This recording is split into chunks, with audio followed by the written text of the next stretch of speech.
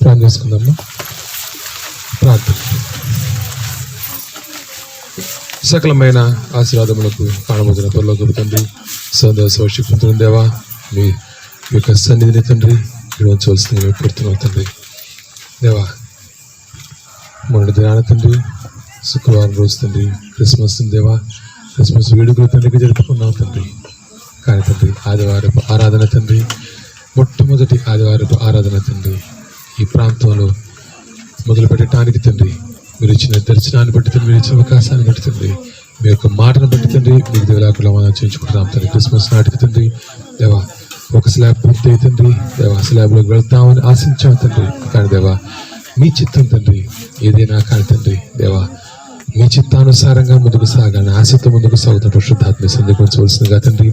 దేవా ఇప్పుడు పాటల ద్వారా, ప్రార్థన ద్వారా, వాక్యం ద్వారా మీ యొక్క నామాన్ని పచ్చబోద పరిశుద్ధాత్మ దేవా, మేము చేసే ప్రతి ఒక్క క్రియ ద్వారా తండ్రి ఘనత, మహిమ, ప్రభావం మీరే పొందుకోవాల్సిందిగా మోసం మీ చేతిలో పెడుతున్న పరిశుద్ధాత్మ దేవా, యేసు పరిశుద్ధ నామాన్ని విడిచిన తండ్రి. ఆమేన్. ఆమేన్.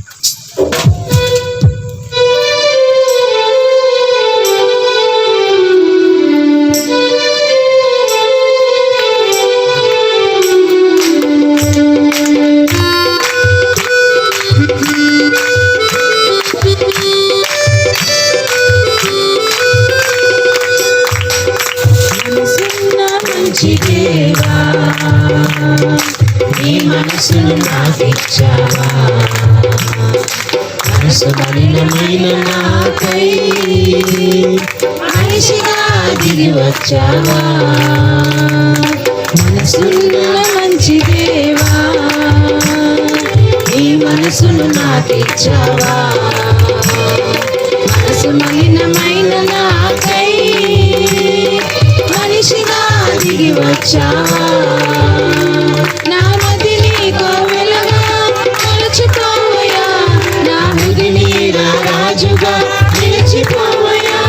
నా మదిని కోవెలగా మలుచుకోవయ్యా, నా హృదిని రాజుగా నిలిచిపోవయ్యా. మనసున్న మంచి దేవా, నీ మనసును నాకిచ్చావా, మనసు మలినమైన నాకై మనిషిగా దిగి వచ్చావా.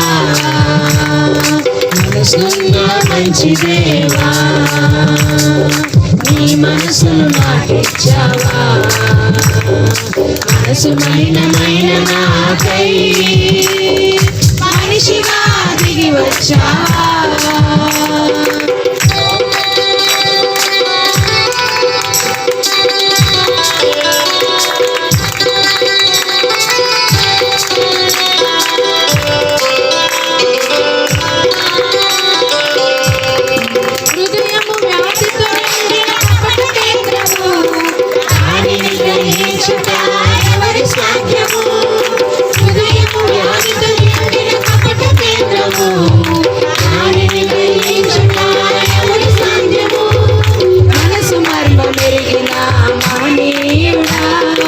మనసు మార్చగలిగిన నిజదేవుడా, మనసు మర్మ మెరిగిన మానీయుడా, మనసు మార్చగలిగిన నిజదేవుడా.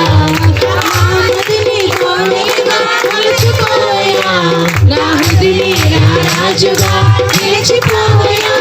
నా మదిని కోవెలగా మలుచుకోవయ్యా, నా హృదిని రాజుగా నిలిచిపోవయ్యా.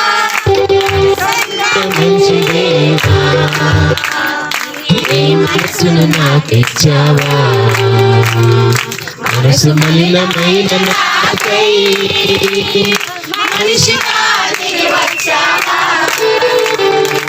మనసున్న మంచి దేవా, నీ మనసును నాకిచ్చావా, మనసు మలినమైన నాకై మనిషిగా దిగి వచ్చావా.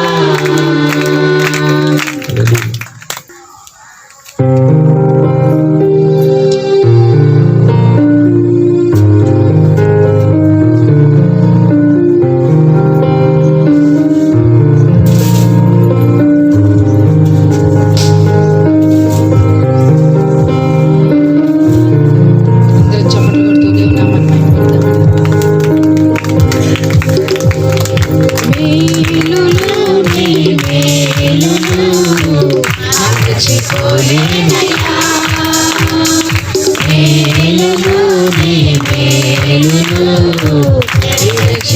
మరచిపోలేనయ్యా మేలులు నీ మేలులు మరచిపోలేనయ్యా మేలులు నీ మేలులు విరచిపోలేనయ్యా నా ప్రాణమున్నంత వరకు విరచిపోలేనయ్యా నా ప్రాణమున్నంత వరకు విరచిపోలేనయ్యా హల్లెలూయా హల్లెలూయా హల్లెలూయా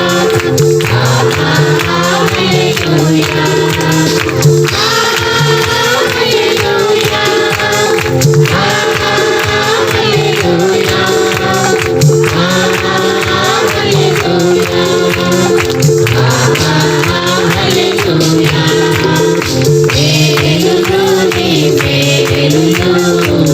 మరచిపోలేనయ్యా మేలులు నీ మేలులు విరచిపోలేనయ్యా మేలులు నీ మేలులు మరచిపోలేనయ్యా మేలులు నీ మేలులు విరచిపోలేనయ్యా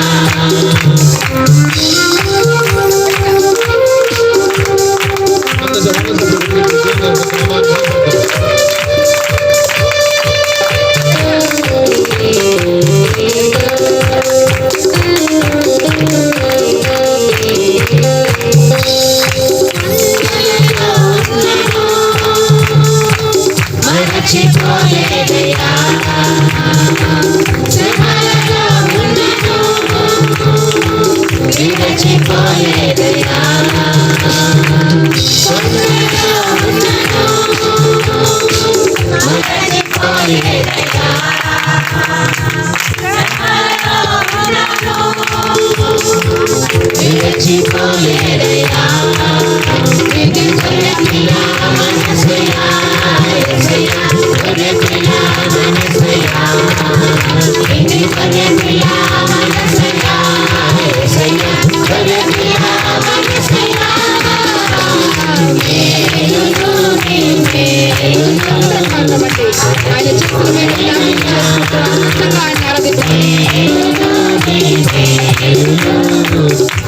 విరచిపోలేనయ్యా మేలులు నీ మేలులు మరచిపోలేనయ్యా మేలులు నీ మేలులు విరచిపోలేనయ్యా నా ప్రాణమున్నంత వరకు విరచిపోలేనయ్యా నా ప్రాణమున్నంత వరకు విరచిపోలేనయ్యా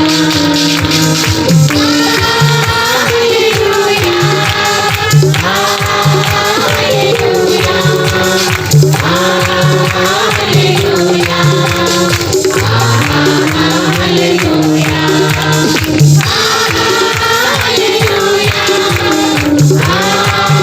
హల్లెలూయా హల్లెలూయా హల్లెలూయా మేలులు నీ మేలులు మరచిపోలేనయ్యా మేలులు నీ మేలులు విరచిపోలేనయ్యా మేలులు నీ మేలులు మరచిపోలేనయ్యా మేలులు నీ మేలులు విరచిపోలేనయ్యా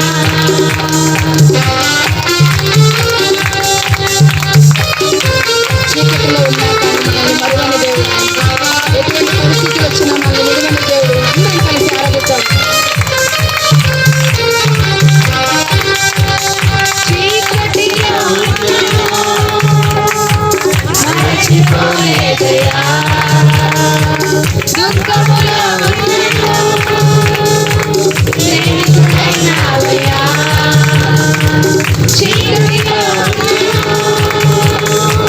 మరచిపోలేదయ్యా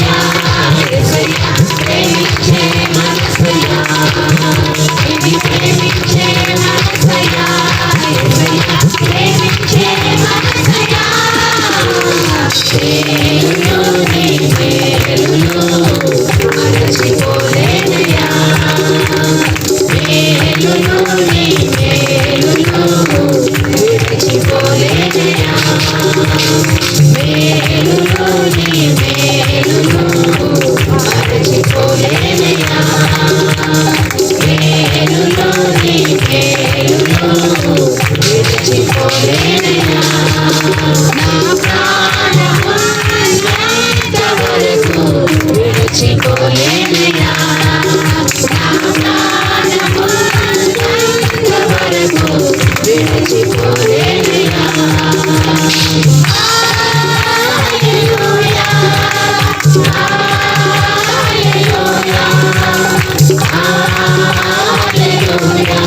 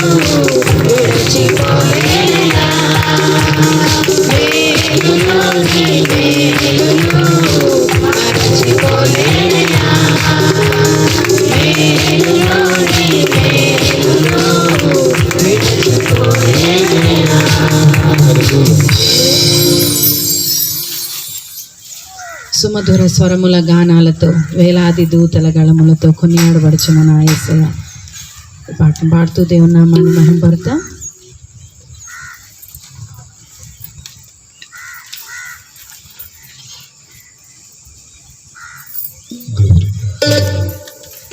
అందరం గట్టిగా చప్పట్లు కొడుతూ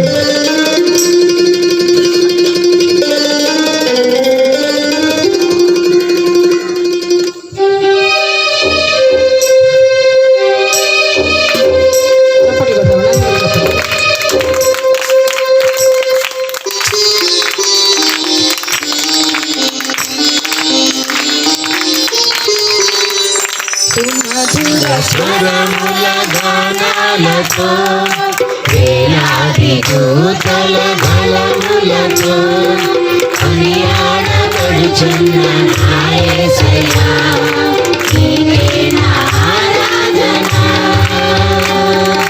సుమధుర స్వరముల గానాలతో వేలాది దూతల గళములతో కొనియాడబడుచున్న నా యేసయ్యా నీకే నా ఆరాధన మహదానందమే నాలో పరవశమే నిన్ను స్తుతించిన ప్రతి క్షణం మహదానందమే నాలో పరవశమే నిన్ను స్తుతించిన ప్రతి క్షణం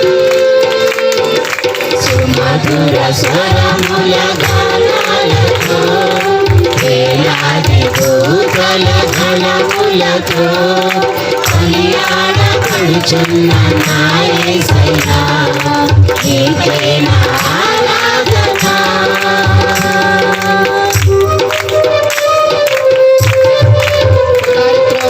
నడిపించేదాడు ఎవరైనా చెప్తున్నాడు ఈ చేతులు నడిపించడానికి సిద్ధంగా ఉన్నదేవుడు అందరూ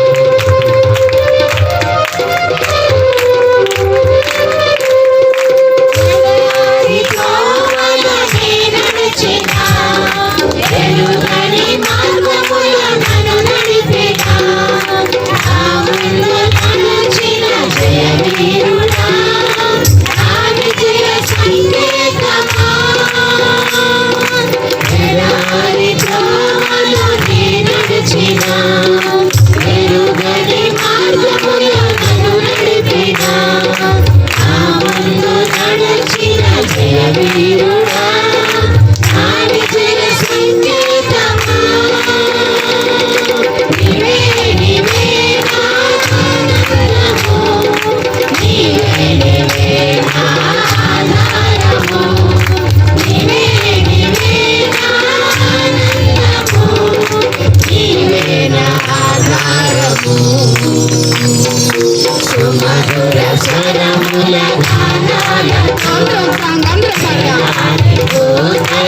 కళములతో కొనియాడబడుచున్న నా యేసయ్యా నీవే నా ఆరాధన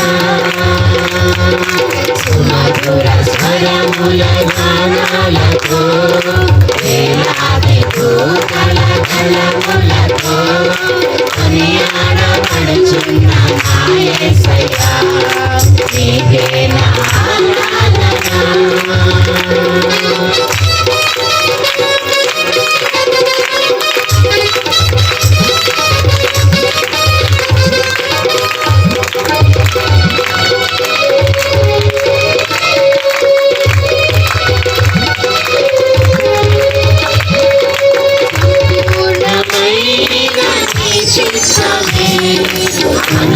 అనుకూలమైన సంకల్పమే జరిగించుచున్నావు నన్ను విడువక ఆదర్యము నీవేగా సంపూర్ణమైన నీ చిత్తమే అనుకూలమైన సంకల్పమే జరిగించుచున్నావు నన్ను విడువక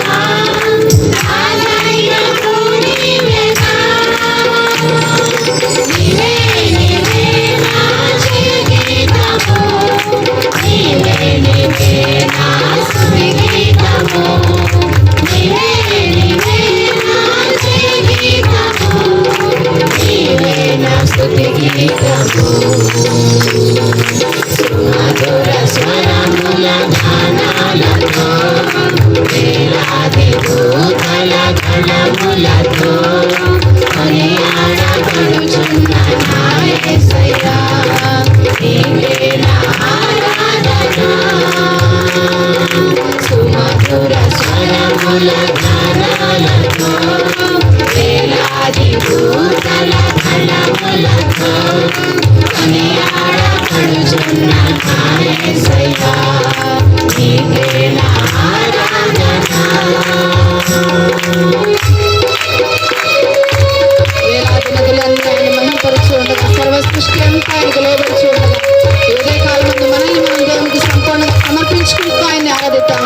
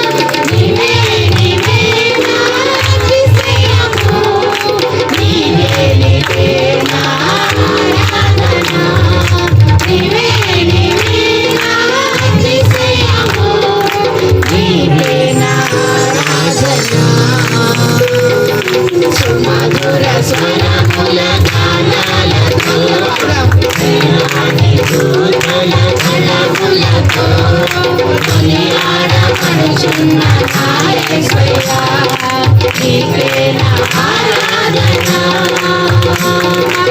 ఆనందమే నా పరవశమే నిన్ను స్తుతించిన ప్రతి క్షణం ఆనందమే నా పరవశమే నిన్ను స్తుతించిన ప్రతి క్షణం సుమధుర స్వరముల గానాలతో వేలాది దూతల కళములతో కొనియాడబడుచున్న నా యేసయ్యా నీవే నా ఆరాధన సుమధుర స్వరముల గానాలతో వేలాది దూతల కళములతో కొనియాడబడుచున్న నా యేసయ్యా నీవే నా ఆరాధన సుమధుర స్వరముల గానాలతో వేలాది దూతల కళములతో కొనియాడబడుచున్న నా యేసయ్యా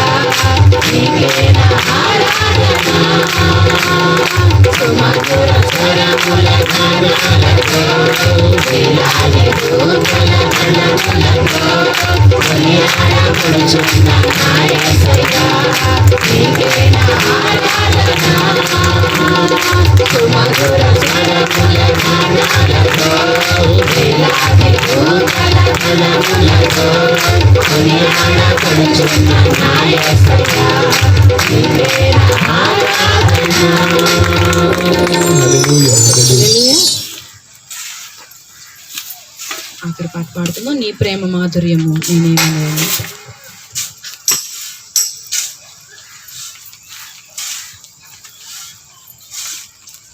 నీ ప్రేమ మాధుర్యము నేనేమని వర్ణింతును. నా ఊహ చాలదు, ఊపిరి చాలదు, ఎంతో ఎంతో మధురం. నీ ప్రేమ ఎంతో మధురం, ప్రభు యేసు ప్రేమ మధురం. నా పూర్ణ హృదయముతో, నా పూర్ణ ఆత్మతో, నా పూర్ణ మనసుతో నిన్ను పూజింతు నా ప్రభువా. నా పూర్ణ హృదయముతో, నా పూర్ణ ఆత్మతో, నా పూర్ణ మనసుతో నిన్ను పూజింతు నా ప్రభువా. నీ ప్రేమ మాధుర్యము నేనేమని వర్ణింతును. నా ఊహ చాలదు, ఊపిరి చాలదు, ఎంతో ఎంతో మధురం. నీ ప్రేమ ఎంతో మధురం, ప్రభు యేసు ప్రేమ మధురం. దేవదూతలు రేయింబవలు కొనియాడుచుందురు నీ ప్రేమను. దేవదూతలు రేయింబవలు కొనియాడుచుందురు నీ ప్రేమను. కృపామయుడా కరుణించువాడా, ప్రేమ స్వరూపా కరుణించునయా. కృపామయుడా కరుణించువాడా, ప్రేమ స్వరూపా కరుణించునయా. నా పూర్ణ హృదయముతో, నా పూర్ణ ఆత్మతో, నా పూర్ణ మనసుతో నిన్ను పూజింతు నా ప్రభువా. నా పూర్ణ హృదయముతో, నా పూర్ణ ఆత్మతో, నా పూర్ణ మనసుతో నిన్ను పూజింతు నా ప్రభువా. నీ ప్రేమ మాధుర్యము నేనేమని వర్ణింతును. నా ఊహ చాలదు, ఊపిరి చాలదు, ఎంతో ఎంతో మధురం. నీ ప్రేమ ఎంతో మధురం, ప్రభు యేసు ప్రేమ మధురం. సృష్టికర్తవు సర్వలోకమును కాపాడువాడవు, పాలించువాడవు. సృష్టికర్తవు సర్వలోకమును కాపాడువాడవు, పాలించువాడవు. సర్వమానవులను తరమున చేర్చిరి అద్వితీయుడా, ఆరాధ్య దైవమా. సర్వమానవులను తరమున చేర్చిరి అద్వితీయుడా, ఆరాధ్య దైవమా. నా పూర్ణ హృదయముతో, నా పూర్ణ మనసుతో నిన్ను పూజింతు నా ప్రభువా. నా పూర్ణ హృదయముతో, నా పూర్ణ ఆత్మతో,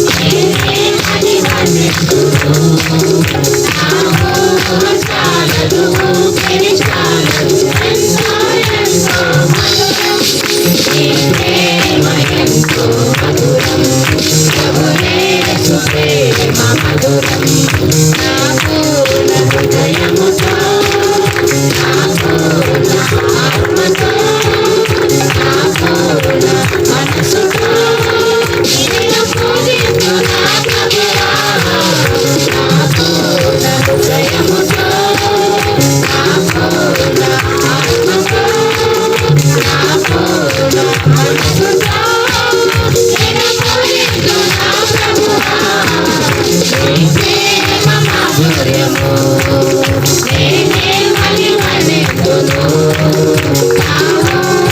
చాలదు విచాలదు ఎంతో ఎంతో మధురం నీ ప్రేమ ఎంతో మధురం ప్రభు యేసు ప్రేమ మధురం నీ ప్రేమ ఎంతో మధురం ప్రభు యేసు ప్రేమ మధురం నీ ప్రేమ ఎంతో మధురం ప్రభు యేసు ప్రేమ మధురం నీ ప్రేమ ఎంతో మధురం ప్రభు యేసు ప్రేమ మధురం నీ ప్రేమ ఎంతో మధురం ప్రభు యేసు ప్రేమ మధురం. హల్లెలూయా. అందరం లేచి నిలబడినట్లయితే స్తుతి ఆరాధన చేసుకుందాం. కళ్ళు మూసుకున్నట్లయితే మన పూర్ణ ఆత్మతో పూర్ణ హృదయాలతో పూర్ణ మనస్సుతో ఈ ఉదయ కాలంలో పునరుద్ధాన దినాన మనల్ని సజీవుల లెక్కలో నిలవబెట్టి మనల్ని కాచి కాపాడిన దేవుడు ఈ సంవత్సరం అంతట్లో 2020 సంవత్సరం ఆఖరి పునరుద్ధానపు ఆరాధన.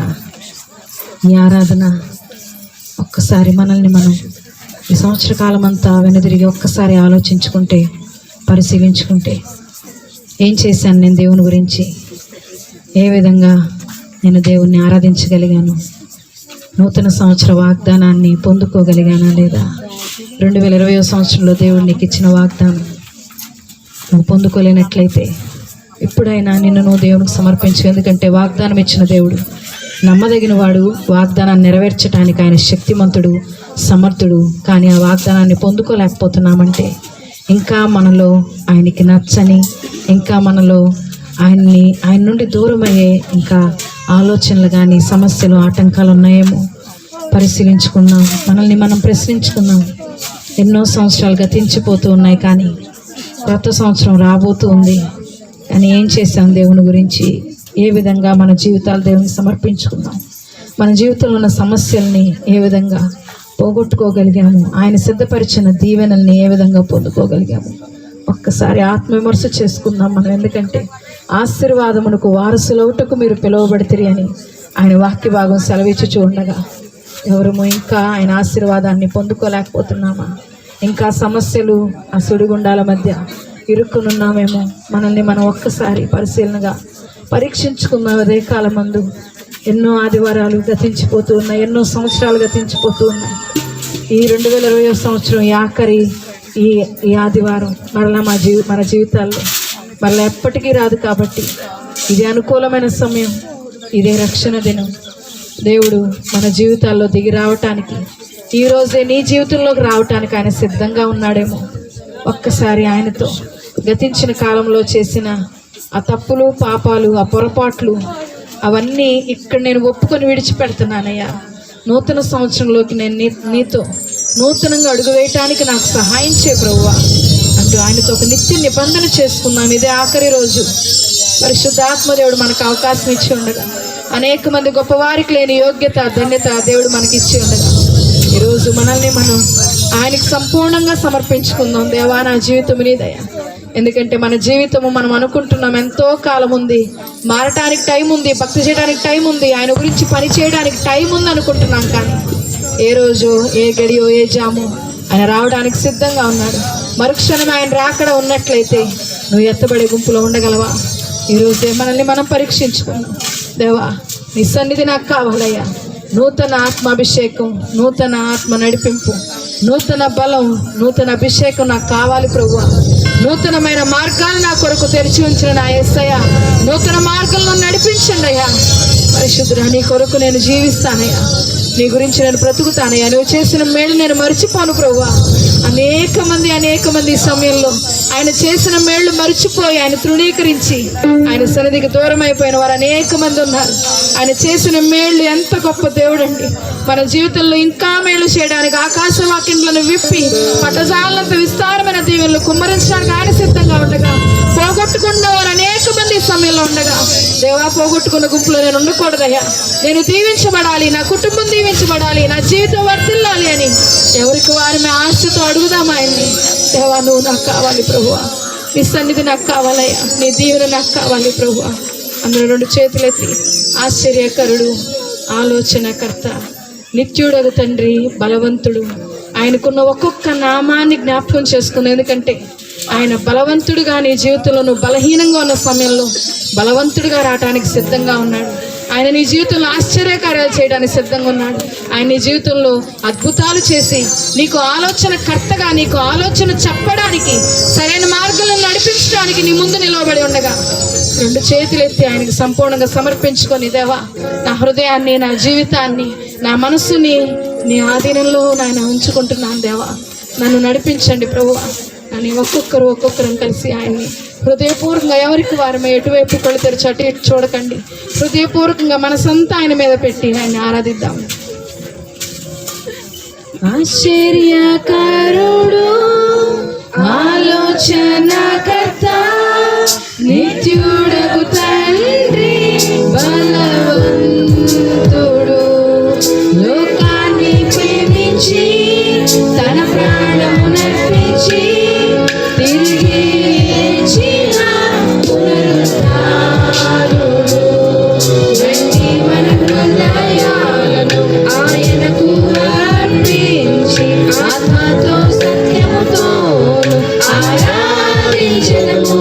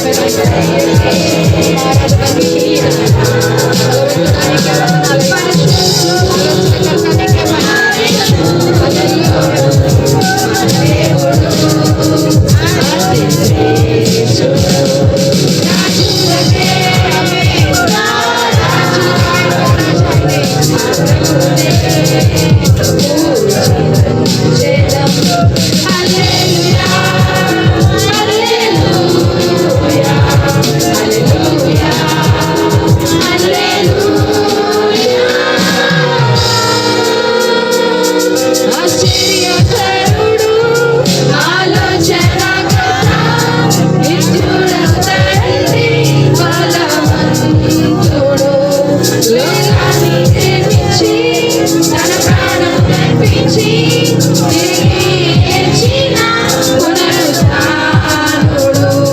రండి మన హృదయాలను ఆయనకు అర్పించి ఆత్మతో సత్యముతో ఆరాధించదము.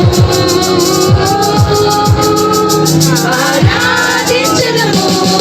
ఆరాధన ఆరాధన యేసయ్యకే ఈ ఆరాధన. పరిశుద్ధుడు పరిశుద్ధుడు దేవుడు అతి శ్రేష్ఠుడు. రాజులకే రాజు ఆ ప్రభునే పూజించెదం. హల్లెలూయా హల్లెలూయా హల్లెలూయా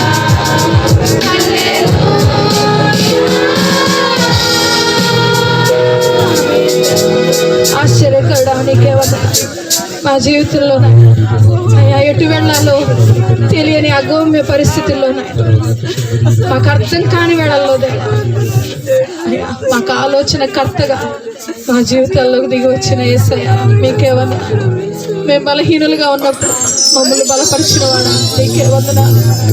మేము నమ్మిన వారే, మేము ప్రేమించిన వారే మమ్మల్ని విడిచిపెట్టి వెళ్ళిపోతూ ఉన్నప్పుడు నిత్యుడగు తండ్రిగా నా ప్రక్కనే నిలబడి నా వైపు చెయ్యి చాపి నన్ను పిలిచిన యేసయ్య నీకే వందనాలు.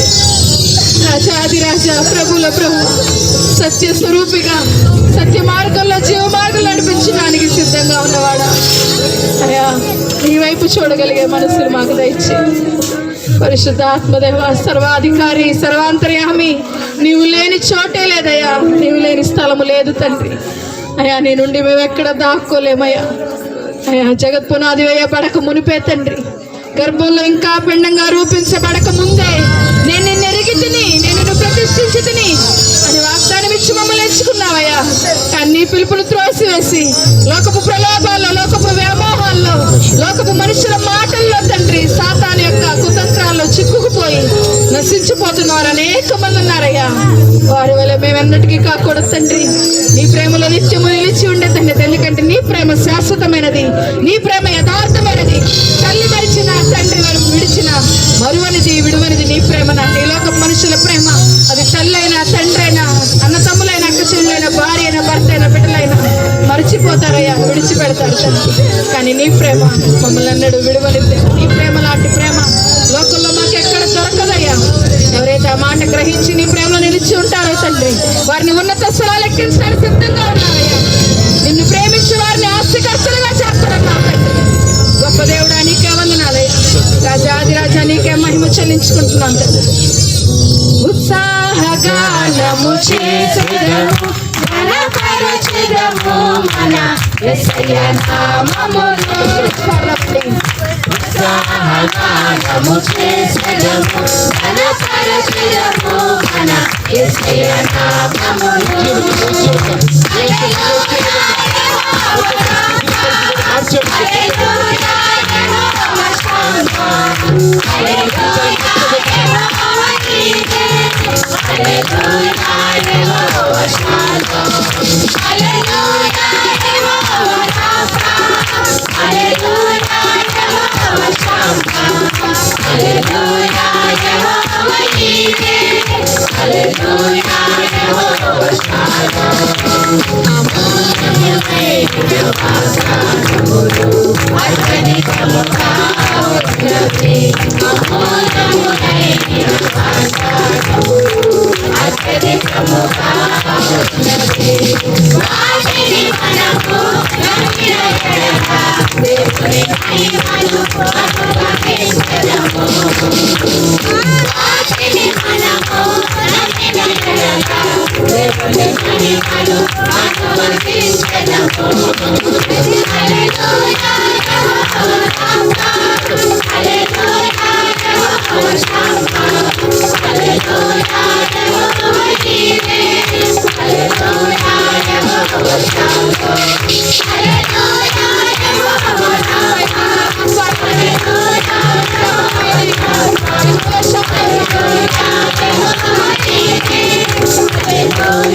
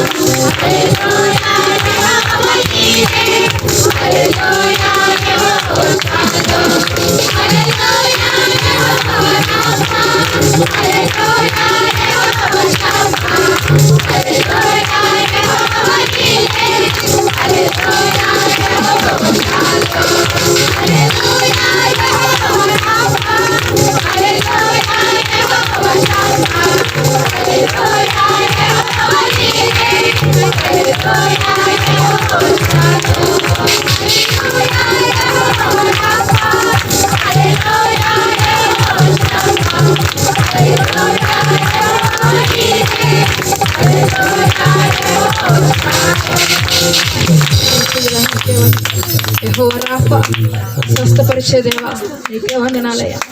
యెహోవా షమ్మా, మాకు తోడుగా నీడగా మా జీవితాల్లో శాంతిని సమాధానాన్ని కలుగజేసేవాడా నీకే వందనాలు. యెహోవా ఈరే, మమ్మల్ని చూస్తున్న దేవుడా, మా ప్రతి ఒక్క అవసరతను ఎరిగి ఉన్న దేవుడా నీకే వందనాలయ్యా. యెహోవా నిస్సి, మాకు జయాన్ని ఇచ్చే దేవుడా నీకే వందనాలు చెల్లించుకుంటున్నాం తండ్రి. మా సమయంలో నాయన, మా అవసరతల్లో దేవా, మా అవసరతకు తగినట్టుగా సహాయం చేయడానికి యెహోవా రాఫాగా, యెహోవా షమ్మా, యెహోవా నిస్సిగా, యెహోవా ఈరేగా దిగి రావటానికి సిద్ధంగా ఉన్నావు. కానీ మేమే తండ్రి మా సమస్యకు తగినట్టుగా మనుషులు ఎంచుకుంటున్నామయ్యా. ఏ సమస్యకు నాయన ఏ మనిషి మాకు సహాయం చేస్తాడా అని అయ్యా, ఆర్థిక పరంగా చూస్తే ఎవరు మాకు ధనం ఇస్తారా అని చూస్తాం దేవా. అయ్యా, బలహీనులుగా అనారోగ్యంగా ఉంటే ఏ డాక్టర్ మాకున్నాడా అని డాక్టర్ వైపు చూస్తాం తండ్రి. అయ్యా, న్యాయపరమైన సమస్యలు వస్తే నాయన పోలీసుల వైపు, లాయర్ల వైపు పరిగెడతాం దేవా. కానీ మా సమస్యలన్నీ తీర్చడానికి అయ్యా నీవు దిగున్నావు, నువ్వు మా ముందు నిల్చున్నావని నీ వైపు మేము చూడలేకపోతున్నాం దేవా. మనుషుల మీద మా నమ్మకాన్ని విడిచిపెట్టి తండ్రి అయ్యా నీ మీద మా నమ్మకాన్ని పెట్టుకోగలిగే మనసులు మాకు దయచేయండి. కొండల తట్టు మా కన్నులు ఎత్తినాక మాకు సహాయం ఎక్కడి నుంచి జరుగుతుంది దేవా. మా సహాయం, మా కొండ, మా కోట మీరే తండ్రి. మీ నుండి తప్ప మాకు ఎక్కడి నుండి సహాయం దొరకదు నాయన. అది అర్థం చేసుకున్న రోజున దేవా నీ వైపు మేము కళ్ళెత్తగలుగుతాం తండ్రి. అది మా హృదయానికి అర్థమైన రోజులు నాయన. నీ చేయి మేము పట్టుకోగలుగుతాం దేవా. నిన్ను ప్రేమించగలుగుతాం తండ్రి. హృదయపూర్వకంగా ఉత్సాహంగా నిన్ను ఆరాధించగలుగుతాం దేవా. మా మనసులు తండ్రి ఈ లోకం మీద, ఈ మనుషుల మీద నిలిచి ఉన్నంత కాలం నిన్ను ఆరాధించలేమయ్యా, నిన్ను వెంబడించలేం తండ్రి, నిన్ను ప్రేమించలేం దేవా. వస్తాం తండ్రి మీ సన్నిధికి, అదే ఖాళీ హృదయాలతో తిరిగి వెనక్కి వెళ్ళిపోతామయ్యా. ఇక్కడున్న ఎవరైతే తండ్రి ఈ రోజున నువ్వు మాత్రమే కావాలి నాకు ప్రభా అని నిర్ణయించుకున్నారు అయ్యా, నూతన సంవత్సరంలో ఎవరైతే నిత్య నిబంధనతో చేస్తున్నారో దేవా, ఇప్పుడే వారి జీవితాలు మీరు నింపండి నాయన. ఆడి పాత్రలో ఎవరు వచ్చారో తండ్రి, నిండిన పాత్రలోనే వారు మార్చండి. పరిశుద్ధ ఆత్మదేవానికి వందనాలు. ఈ స్థలంలో తండ్రి మీరు ఆరాధన జరపమంటే నాయన మీ మాటను పట్టుకొని వచ్చాం దేవా. మందిరం కట్టబట్టంలో నాయన అనేకమైన ఆటంకాలు తండ్రి, అనేకమైన సాతాను దేవా ఇబ్బంది పెడుతూ ఉన్నప్పుడు నాయన, నిద్రలేని రాత్రులు తండ్రి ఎన్నో గడుపుతూ ఉన్నప్పుడు దేవా మీకు తెలుసు తండ్రి ఆ కష్టాన్ని, ఆ ప్రయాసం నాయన మీరు కొట్టివేయటానికి దేవా, మీ సన్నిధి దేవా మందిరం కట్టకన్నా ముందే తండ్రి ఈ స్థలంలోకి దిగి రావటానికి నాయన మీరు ఆరాధన ఎంచుకున్నారు తండ్రి, ఈ స్థలాన్ని మీరు ఎంచుకున్నారు దేవా. మేమందరం కలిసి తండ్రి సంఘంగా ఏకాత్మతో తండ్రి అయా మేము ప్రార్థన చేసినప్పుడు దేవా పరలోకమందున దూతల సమూహంతో దిగి వచ్చిన యేసయ్య నీకే వందనాలు చెల్లించుకుంటాం. మందిరం కట్టబట్టల్లో వస్తున్న ప్రతి ఒక్క ఆటంకాన్ని మీ చేతిలో పెట్టుకుంటామయ్యా. ప్రతి ఒక్క ఇబ్బందిని యేసునామములో కొట్టివేస్తున్నాం. ప్రతి ఒక్క అవసరత మీరు తీర్చబోతున్నారు. నీకే వందనాలు తండ్రి. నీ ముందు నిలబడి ఆయన నీ తట్టు మొక్కనులెత్తి నీ వైపు చూస్తున్న మాకు మీ సహాయాన్ని అందించండి దేవా. మా ఈ చిన్ని కుటుంబానికి తండ్రి మీ ఆదరణ, మీ సహాయం, మీ బలం, మీ జ్ఞానం సమస్తం మాకు కావాలి తండ్రి. ఈ మందిరం కట్టబట్టంలో మీ జ్ఞానం ఎంతైనా అవసరం దేవా. ఆనాడు మోషే చేత మీరు ప్రత్యక్ష గుడారాన్ని కడుతూ ఉన్నప్పుడు నాయన, కట్టిస్తూ ఉన్నప్పుడు తండ్రి మీరు ఎంచుకున్న మీ బిడ్డలకు మీరు జ్ఞానం ఇచ్చారు దేవా. ఎవరు ఏ పని చేయాలో ఆ పనికి మీరు ఎంచుకున్నారు తండ్రి. పరిశుద్ధానికే వందనాలయ్యా. మీ బిడ్డలమైన మాకు తండ్రి మీ జ్ఞానం ఇచ్చి నడిపించండి. ఎవరు ప్రార్థన చేయాలో ప్రార్థన వీరులను మీరు లేవనెత్తండి. ఆ విజ్ఞాపన పరులు మీరు లేవనెత్తండి తండ్రి. మందిరం పని నిమిత్తమైన అయ్యా ఎవరైతే ఆయన తమ గుప్పిలిపి సహాయం చేస్తున్నారో ఆ బిడ్డలు మీరు ప్రత్యేకంగా దీవించండి, ఆశీర్వదించండి.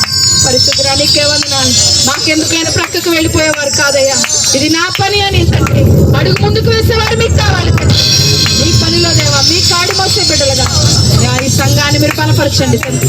ఇంకా బలమైన ఉద్యోగంతో మమ్మల్ని అందరినీ నింపిన అయ్యా ఈ మందిరం తండ్రి అయ్యా మీ మహిమ దిగివచ్చేలాగా ఈ స్థలంలోకి మీ మహిమ దిగివచ్చేలాగా అందరం కలిసి ఇంకా బలంగా, ఇంకా దృఢంగా, ఇంకా ఉత్సాహాన్ని ఆరాధించగలిగి గొప్ప మనసులు మాకు అందరికీ దయచేయమని ఈ ఆరాధన అంతవరకు మీ అధ్యక్షం జరిగించి మహిమ, ఘనత, ప్రభావాలు పొందుకోమని యేసు నామములో అడుగుచున్నాం తండ్రి. ఆమేన్. కొత్త ప్లేస్ మొదటిసారి మనం ఇక్కడ ఆదివారపు ఆరాధన మొదలుపెట్టాము. అయితే ఈ 7 సంవత్సరాల్లో అనేక సార్లు అది లెక్క పెట్టడానికి కూడా కష్టం. దగ్గర 35 సార్లు అనుకుంటున్నా తెలిసి కాకినాడ కానీ, కొండపాలెం కానీ, ఏనాపేటలో చేసేవాళ్ళం, కొవ్వూరు కానీ 3 చోట్ల మార్చడానికి అనేక సార్లు మారాం. ఒక స్థిరమైనటువంటి ప్రదేశం గురించి ఆయన అడిగాం. సొంత ప్లేస్ గురించి కాదు కానీ స్థిరమైన ప్రదేశం గురించి అడిగాం.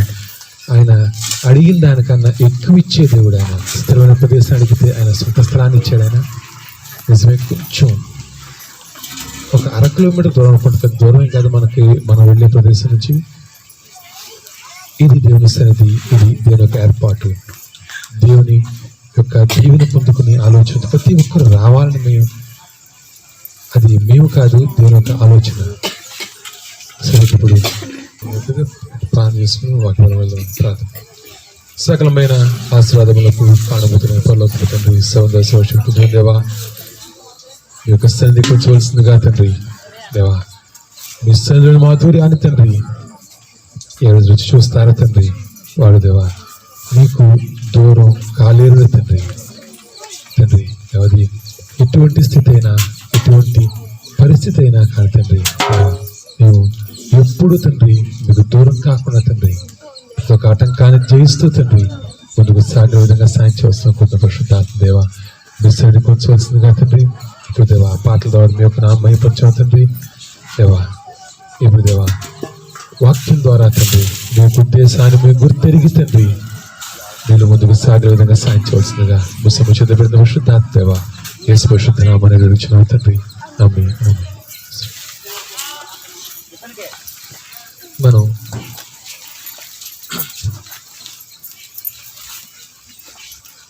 ఈరోజు చివరి ఆదివారం 2020 సంవత్సరంలో చివరి ఆదివారం చాలా మంది రాలేకపోయారు.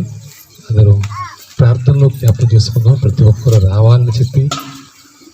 అయినా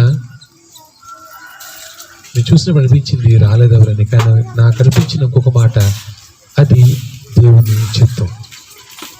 దేవుని చిత్తాన్ని వ్యతిరేకించి మనం ముందుకు సాగలేము. కానీ ఒక్కటి మాత్రం మనం చేయవలసిన పని ప్రార్థన. అయితే ఈరోజు అద్భుత కార్యాలు చేసే దేవుడి గురించి మనం ఆడుకుందాం.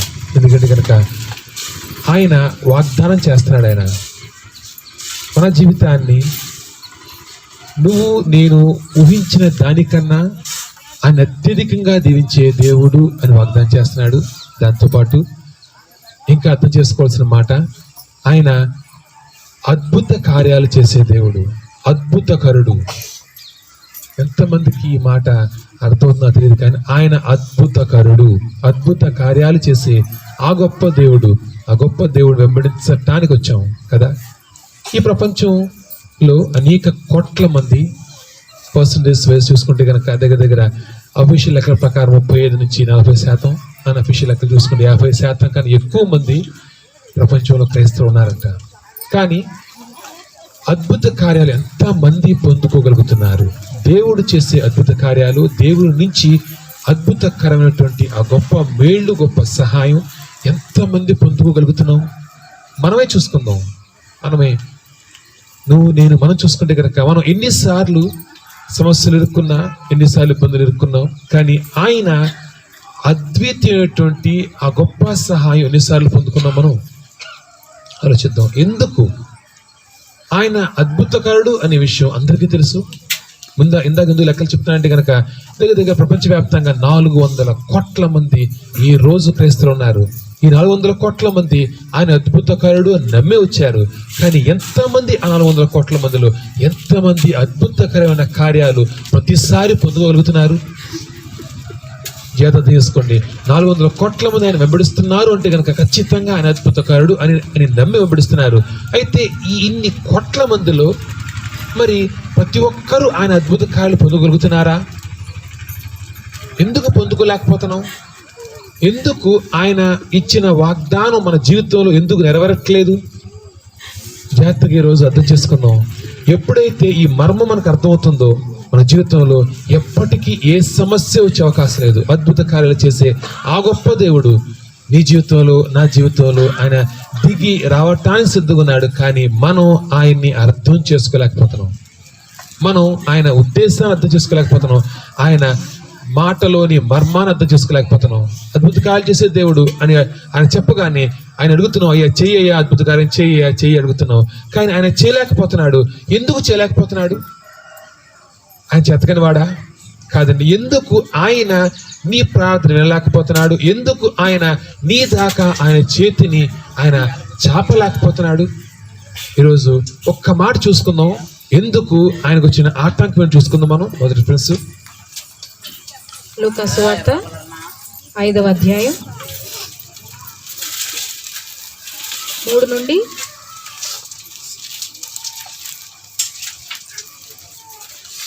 7 వచనం.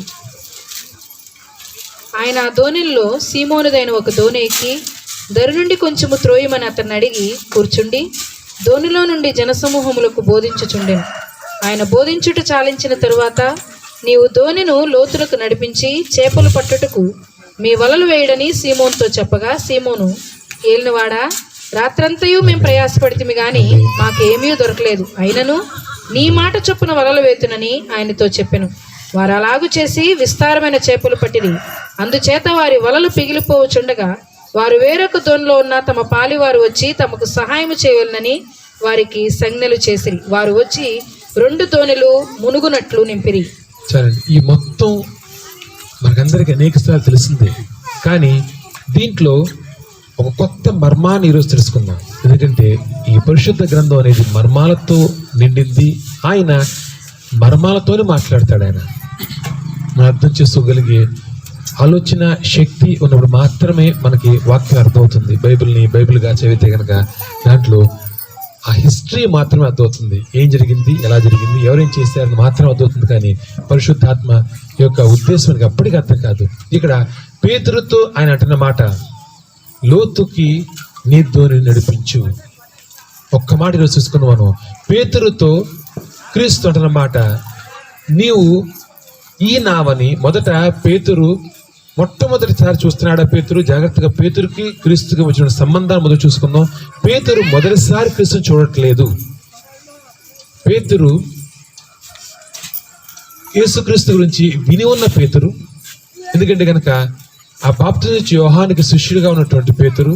కాబట్టి యేసుక్రీస్తు గురించి బాప్తిస్మ యోహాను మాట్లాడినప్పుడు పేతురు యేసుక్రీస్తు గురించి విని ఉన్నాడు. కాబట్టి ఎప్పుడైతే కనుక ఆ ధోనిని నాకు ఇవ్వు అన్నప్పుడు ఖచ్చితంగా పేతురు ఇచ్చాడు. చూసుకుందాం మనం. అక్కడ ఆ నావ ఇవ్వటం అంటే దేవునికి నీ జీవితాన్ని సమర్పించటం, దేవునికి దేవుని నమ్ముకోవటం, నువ్వు దేవుని దగ్గరికి రావటం, ఆ నావని దేవునికి ఇవ్వటం, అది ఖచ్చితంగా కష్టమే. ఎలా కష్టం? అప్పుడు దాకా పేతురు ఏం చేశాడు?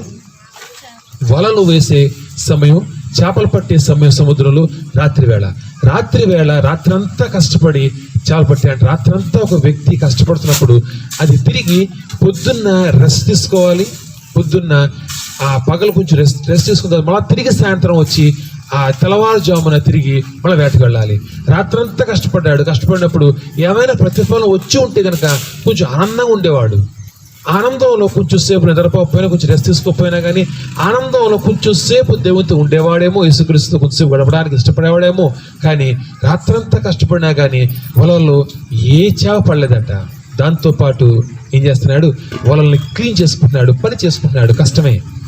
ఈ సమయంలో ఆ బాధగా ఉన్నాడు. మొదట బాధల్లో ఉన్నటువంటి పేతురు ఆనందంగా లేడు సుమా.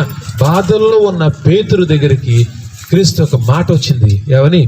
ఇప్పుడు బాధలు ఉన్నావా, ఇబ్బందులు ఉన్నావా? ఇబ్బందిని, బాధని మర్చిపోయి ముందు నీ జీవితాన్ని నాకు ఇవ్వు. అది ఈ మాట ఎంతమందికి అర్థమవుతుంది? ఎందుకంటే కనుక చాలా వరకు క్రైస్తవులంగా మన దేవుని సంధికి దేవుని యొక్క మాట వినటానికి వచ్చినటువంటి చాలా శాతం మంది సమస్యలు ఉన్నప్పుడే ఆయన వెంబడించడం వస్తాం. ఆయన సమస్యలు ఉన్నప్పుడు వచ్చినప్పుడు అడుగుతాం మనం, అయ్యా నువ్వు సమస్య తీరిస్తే దగ్గరికి వస్తాను. కాదండి, ఆయన అంటే నేను సమస్యని మర్చిపోయిరా అంటే పేతురు ఇక్కడ ఆయన చేపలు ఇవ్వలా ఏమి, లేకపోతే కనుక పేతురు యొక్క సమస్యలు తీర్చలా. ముందు ఆ సమస్యల్ని, ఇబ్బందుల్ని మర్చిపోయి నా దగ్గరికి రా. పేతురు దాన్ని చేయగలిగాడు. మొదటి స్టెప్గా నువ్వు ఎప్పుడైతే నీ సమస్యని, బాధని, నీకున్నటువంటి ఇబ్బందుల్ని మర్చిపోయి, నీకు శారీరకంగా నీకున్నటువంటి ప్రతి ఒక్క బాధని మర్చిపోయి ఎప్పుడైతే దేవుణ్ణి ఎంచుకుంటావో, ఇక్కడ ఎంపిక అడుగుతున్నాడు క్రీస్తు, నీ నావని నాకు ఇస్తావా? అక్కడ 2 నావలు ఉన్నాయంట. కానీ దేవుడు పేతురుకి నావ అడిగాడంట. అంటే దేవుడు నిన్ను పిలిచి నిన్ను అడుగుతున్నాడు, అమ్మా నువ్వు నీ జీవితం నాకు ఇస్తావా? నువ్వు నాతో వస్తావా? నువ్వు నీ జీవితాన్ని సరిచేయడానికి నాకు అవకాశం ఇస్తావా? ఆయన పిలిచారు. ఆయన పిలిచినప్పుడు ఆయన పిలుపుని నువ్వు ఎలా అర్థం చేసుకుంటున్నావు? పిలిచిన వెంటనే అనుకుంటున్నావు ఆయన పిలిచాడు కాబట్టి నా సమస్య తీరుస్తాడు ఖచ్చితంగా. కానీ మొదట నువ్వు నీ చేయి పైకెత్తినట్లయితే, పేతురు ఎప్పుడైతే దేవుని యొక్క మార్గాన్ని, దేవుని ఎంచుకుని ఆ కష్టాలు, సమస్యలు, రాత్రంతా చేపలు పడలేదు, పొద్దున ఇంటికి వెళితే కనుక పిల్లలకి ఏం ఇవ్వాలి, వంట ఏంటి, లేకపోతే కనుక రోజు గడిచేది ఎలాగా, ఏదో టెన్షన్స్తో ఉన్నాడు. రాత్రంతా కష్టపడినప్పుడు చేపలు పడకపోతే కనుక తిరిగి ఆ వలంతా క్లీన్ చేసుకుని పెట్టుకోవాలి, కష్టం. ఆ తర్వాత మళ్ళా తిరిగి రాత్రి రావాలి, రాత్రి వస్తే మళ్ళా చేపలు పడతాయని ఏ గ్యారెంటీ లేదు. జీవనోపాధి, ఇబ్బంది, ఆ మనసు నిండా టెన్షన్స్తో ఉన్నటువంటి పేతురుతో దేవుడు అంటున్నాడు, నీ టెన్షన్స్ని, నీ యొక్క ఆ బాధని, కంగారుని అన్నిటిని పక్కన పెట్టి మొదట నువ్వు నన్ను వెంబడించు. ఫస్ట్ పాయింట్గా క్రైస్తవుడిగా మనం చేయవలసిన మొదటి పని దేవుణ్ణి వెంబడించే పని. నీ కష్టాలని, నీ బాధల్ని, ఆలోచనలు అన్నిటిని విడిచిపెట్టి పక్కన పెట్టి మొదట దేవుని వెంబడించటం, దేవుణ్ణి ఎంచుకోవటం మొదటి చేయవలసిన పని. మరి దేవుని వెంబడించటానికి దేవుణ్ణి ఎంచుకున్నటువంటి పేతురు, దేవుడితో పాటు చాలాసేపు పేతురున్నాడు. ఆ తర్వాత మరి అంతసేపు పేతురు యొక్క నావను ఉపయోగించుకుని దేవుడు వాక్యం చెప్పాడు కదా, అన్ని గంటలు యేసుక్రీస్తు మాట్లాడడం మొదలు పెడితే అరగంట, గంట కాదని కొన్ని గంటల తరం మాట్లాడామంట. గంటల తరబడి పేతురు పక్కన నిల్చున్నాడు. మరి ఇంత చేసిన తర్వాత పేతురు దేవుడు దిగించి పంపించచ్చు కదా. ఇంత కష్టపడి రాత్రంతా ఇబ్బంది పడినా కానీ నావి ఇవ్వమంటే నావి ఇచ్చి నాను పట్టుకుని కూర్చుని ఆ పగలంతా ఏ 4 గంటలు 5 గంటలు మధ్యన అయ్యేంత వరకు పేతురు ఆ నావ పట్టుకునే ఉన్నాడు కదా, యేసుక్రీస్తు ఉన్నాడు కదా, ఇంత చేసావు కాబట్టి నిన్ను దీవిస్తాను అనలా. ఏం ఇవ్వలేదు పేతురికి. మళ్ళీ ఏమంటున్నాడు, లోతుకి నీ నావ నడిపించి పేతురు. లోతుకి అత్యంత ముఖ్యమైనటువంటి లోతైన అనుభవంలోనికి, అంటే మొదటి స్టెప్గా దేవుని ఎంచుకున్నావు, రెండో స్టెప్గా భక్తి చేస్తున్నావు. కొన్ని రోజుల తర్వాత, కొంతకాలం తర్వాత, నీ పరిపక్వత కొంత వచ్చిన తర్వాత అప్పుడు దేవుడు చెప్తాడు, దేవుడు నెక్స్ట్ కాల్ ఇస్తాడు, లోతుకి పద. ఎంత లోతు? అసలు లోతు అనుభవం అంటే ఏంటి? సముద్రం గురించి చూసుకుంటే కనుక సముద్రకు లోతు ఎంత ఉండొచ్చు?